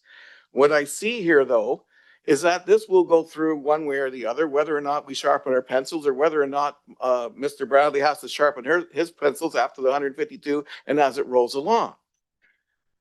We all know, and we said it before, there is a lot of development. There's a lot of people waiting to see our move on the arena and how it goes forward and the development that will follow. That's gonna be the catalyst for this. But this is where I hedge, and I have, again, not to be mistaken that this is an anti-arena position. In fact, if somebody were to pull out $143 million figure that covered the insurance or any other kind of amendment, which I don't see coming because they're so confident, though, I would be there. If this was $140 million as it came in, as I'd known up to a couple of weeks ago, took me a long time to say I can be comfortable with that. But I was very comfortable with that. I'm still very comfortable with that. Just trying to get over this 152 million. I'm not. So what I'm going to ask is that all 5 clauses, A, B, C, D, and E, be separated for the vote. Okay, thank you. We can do that. Councillor Hunt. Well, I wanted to follow the mayor's comments regarding accessibility. I am probably one of the only members of council that has not seen a Bulldogs game because I am in a wheelchair and would have to sit at ice level looking probably, and I'm not tall enough to look over the boards. So for that reason, I applaud the design team for considering the fact that this needs to be a state-of-the-art facility, but also a state-of-the-art accessible facility. And so I wanted to thank the design team for taking my feedback. I know that I was very vocal in terms of some of the accessibility requirements. And also around the need for a significant number of accessible parking spaces to be on the site. And I'm sure that I know that my comments were well taken when council had a first look at these designs. So I will be supporting the facility. And as I said, I look very forward to being able to participate not only in hockey games, but in anything else that we're able to host there. Councillor Sutherland. Thank you, Mr. Mayor. Just a couple things. Further to what CAO Bradley had mentioned about potential grants. I'm hoping that our dear mayor here and the CAO reach out to our friends in Queen's Park and our friends out in Ottawa and push them to chip in on some of these costs and reduce them for us as well. They're not off the hook on this either, as they're going to also benefit from any economic development we have in our city. Further to that, we were also talking about community engagement. I know firsthand that Bulldogs have been involved in a lot of things in the city, including last year's Samwell and Sullivan free skate at the Civic Center. And they're doing it again this year on the 21st. So I'm throwing that out there as well. And I also had the privilege of being able to open up and host the first ever Brantford District Party. And at that particular event, I got to see real community engagement, people letting their hair down and being themselves, not having to worry about any of the stresses that are going on around us in this world. And this city needs more of that. So once again, I applaud everybody that's pulling this together, and I'm hoping this will be unanimous. So I get to finish my comments. No, Councilor Carpenter, you want to go first? Sure, if you don't mind. Go ahead. Thank you, sir. Thank you for my second and last speaking opportunity. I've had a lot of concerns, as I always said, about the price, and I've talked to people about the cost and how we're going to fund it and what's going to have to go because we can't afford this or that. The funding model has been much more secure with the funding model as before than because it's more realistic than what was originally proposed. But I want to caution members of council and the public. You know, we've heard all these things that are going to save our downtown and regenerate our downtown. You know, it was first of all, it was Eaton Market Square was going to rejuvenate our downtown. Then it was this program and that program. There's all kinds of programs say they're going to rejuvenate our downtown. So don't put too much stock in that just yet. Maybe it will, but I remain hopeful, but I'm not as optimistic as some others would say. So the parking was a concern for me, and parking will continue to be a concern for me, especially if we're going to sell, if we're looking to sell our parking garage off. Maybe we should withhold that.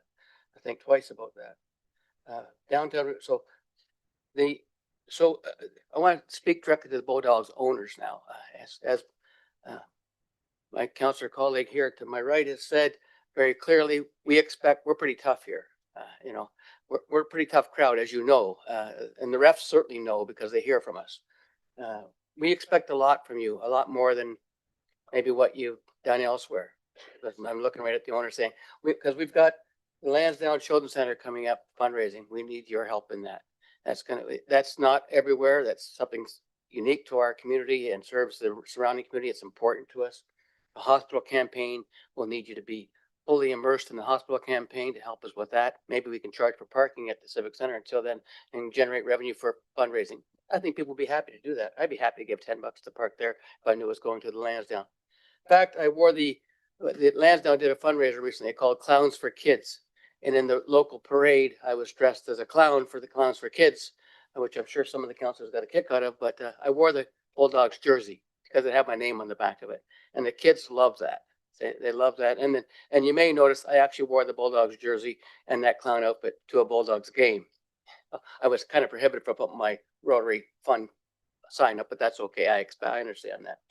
So there's a lot that we expect from you. And then when I talked about the Sanderson Center to the rest of the council, the Sanderson Center is our performance arts theater now.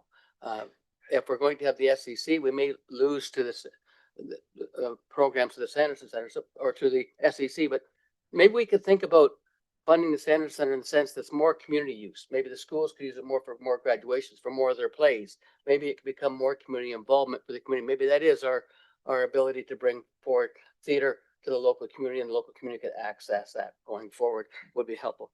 And one more thing to the Bulldogs owners, I just sure wish we could have food trucks around all that cement area that we cemented in. It would be nice to be able to go there. And I'm just throwing that out there, but one of my concerns is when I go there and I see all the empty seats, and I know they're corporate seats, and it's frustrating to say, well, those seats are sitting there empty because some corporation bought them and they didn't attend these games. And I know you got a policy about that, not selling them tickets, but I also know that there's a lot of people in our community that are hurting, and they can't afford to go to the Bulldogs games. So if you could find a way to reach out to those people, provide more access for those that really would not be able to afford a Bulldogs game, because even if I could afford the tickets, at $60, it's going to cost me another $50 to buy food.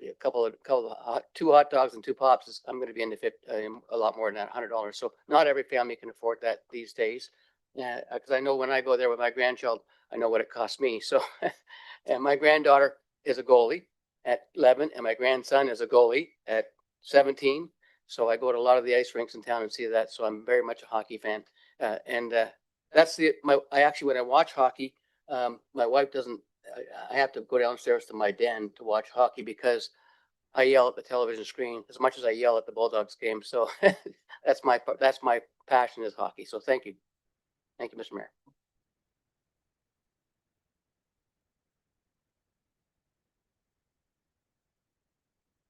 So I'll finish mine.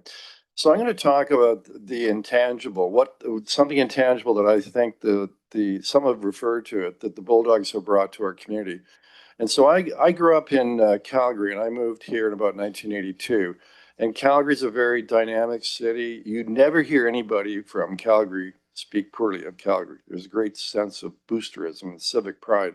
And I found that when I moved here, I was immediately struck by that. I thought this is a great community. I want to raise a family here and build a career here. But if there was a weird vibe about people from Brantford being critical of Brantford. I've always found that really hard to understand. But you know what I'm seeing, that intangible difference in our community since the Bulldogs have come here, and there have been other things that have contributed to it. I hear a lot less of that. I hear a lot of pride in Brantford. And I feel that kind of team spirit in Brantford and people feeling boosting the morale of the community. And due not entirely to the Bulldog, but it's a big part of making our community proud and also increasing the profile of our community across Canada, which is invaluable. But I also wanted to speak to residents who've raised legitimate concerns about the cost of this project and whether it indicates, are we giving up on a hospital? Are we giving up on meeting the social needs? And I'd say this, we don't have to pit, it's not a question of pitting economic development and building a facility like this against social issues and in supporting social needs, because frankly, they are both just as important in building a strong community. If you have strong economic development, which includes things like entertainment centers, event centers, that increases economic activity, you're creating a stronger economy. And if you have a stronger economy, you're able to do more to meet the social needs of your community. The two go hand in hand. For those that are specifically concerned about the debt load, I agree it's a very significant debt, but the financing plan, it was too ambitious as presented to us 2 years ago. It wasn't going to be within 2 to 3 years, we're going to have all this development. This is a much more reasonable, conservative, and I think realistic plan. The last thing I'd say is Mr. Hutchings and I, through hundreds of hours, we negotiated a merger of our Hydro LDC. We were small Brantford Hydro at some risk of being taken over and not being able to meet the needs of a modern utility. We fought hard to merge it with Energy Plus. And I got to tell you, we did that because we could see that it would create a potential windfall our community and be able to be there to help fund hospitals and projects like this. That had a value of about 110 million when we negotiated the merger. The LDC industry is expanding radically, and the government's probably going to be encouraging municipalities to dispose of their utilities. And that the value, I suspect, is well north of 200 million. That is a huge asset that our community has that's there as sort of a safeguard in case all of our predictions, all of our estimates of what's going to happen don't work out. So it's there kind of as a backstop. I don't think we're going to need it. I think this is a reasonable plan.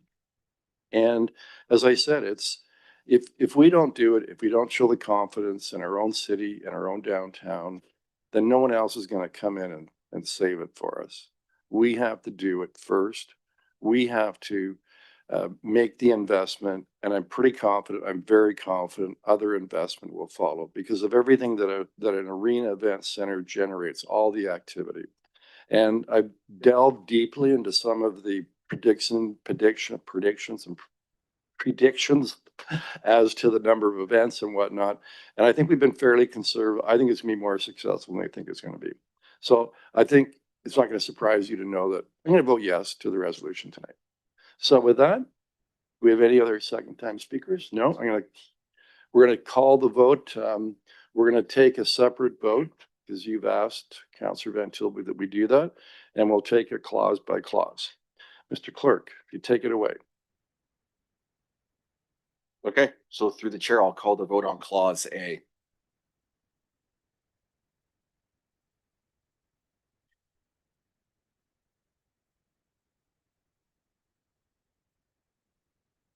Clause A carries and a recorded vote of 11-0. I will now call the vote on clause B.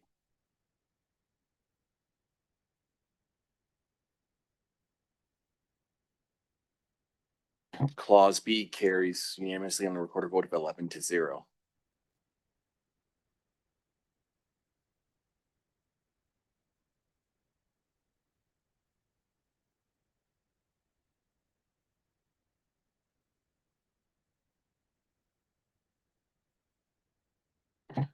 Clause C carries on a recorded vote of 10-1. Members of council voting in favor are as follows: Councilors Sullivan, Slice, McCreary, Hunt, Samwell, Carpenter, Martin, Caputo, Sakoli, Mayor Davis. Members opposed, Councilor Vanto Borg.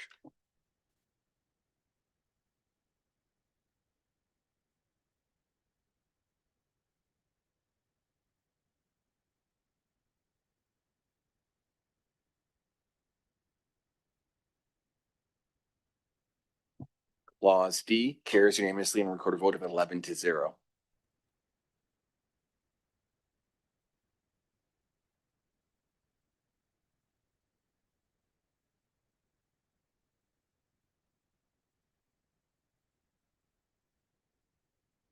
And clause E carries on a recorded vote of 11-0.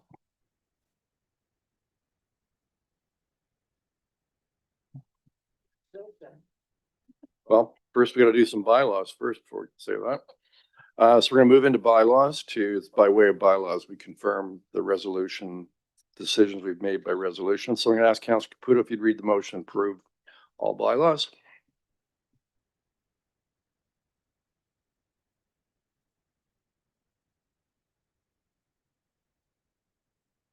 Okay, that all bylaws not separated for discussion purposes be approved.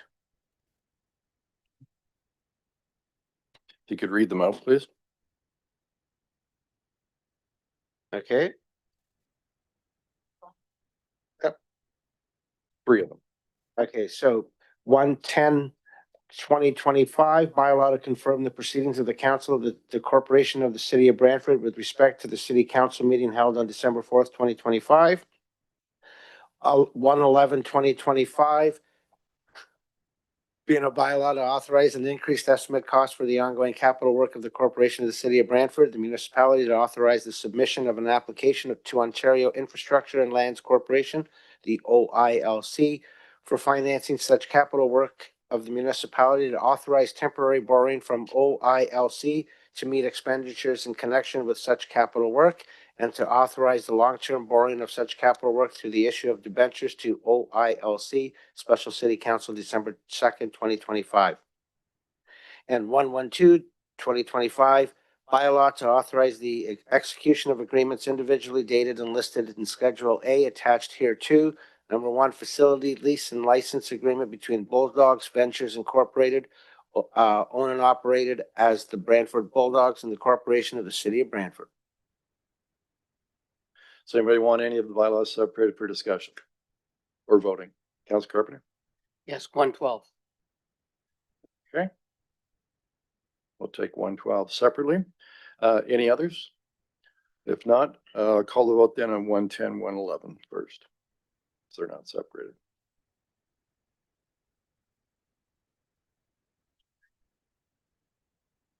Yeah. Yeah, we will. The bylaws not separated carries unanimous and recorded vote of 11-0. Members of council voting in favor are as follows: Councilors Sullivan, Slice, McCreary, Hunt, and Tilborg, Samwell, Carpenter, Martin, Caputo, Sakoli, and Mayor Davis. All right, so we do have one separated, 112-2025. Mr. Clerk, if you could please put that up just to remind us of the wording. And Through the chair, bylaw 112-2025 is a signing bylaw for the lease agreement. so it's a signing bylaw to authorize myself and yourself, the clerk, to sign the facility lease and license agreement between the Bulldogs and the corporation of the city of Brantford. So Councilor Carpenter. Thank you, Mr. Mayor. Just to staff, then, this lease, in order of transparency, is this lease going to be available, or is it just the fact that we're signing a lease? That's the only thing the public's going to be aware of. What level of public transparency will it be here? Go ahead, Mr. Bradley. Mr. Clerk, can you respond to that, please? Yeah, sure. So through the chair, when staff receive direction to sign lease agreements, it gets placed on the signing bylaw. Typically, the lease doesn't get included in the agenda. However, the lease agreement is a public document. So the lease agreement itself is a public document. So that becomes viewable for the public after this is signed or after tonight. Through the chair, it becomes a public document once it's signed. How it gets dispersed to the public, we would have to look into that. Thank you for that information. And just, I won't be voting for it because there's some things in here that I disagree with, and we had that discussion earlier. So I won't be supporting this item because there's some things in the lease I'm not quite happy with. Yes, Councilor Curry. So to be clear, by not supporting the lease, were that to carry here and the lease not be supported, that would undermine everything that we have done tonight and in the past year and a half. So I think the public should be aware that the two parts go hand in hand, the lease with the Bulldogs operation and the agreement to proceed with the contract to build the building. Just to be clear, there's no fine point here. It's one or the other. Thank you. Right, any other discussion? Seeing none, we'll call the vote on 1/12/2025.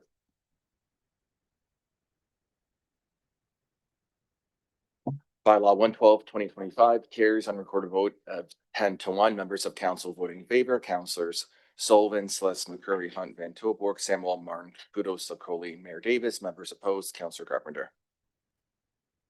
So that almost brings an end to our meeting, but I did, before we leave and pack it up, I want to say that I've seen this firsthand.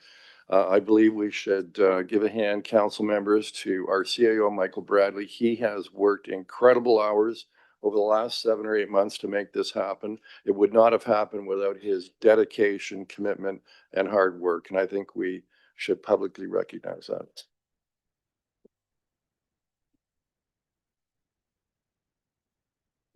So with that, this special city council meeting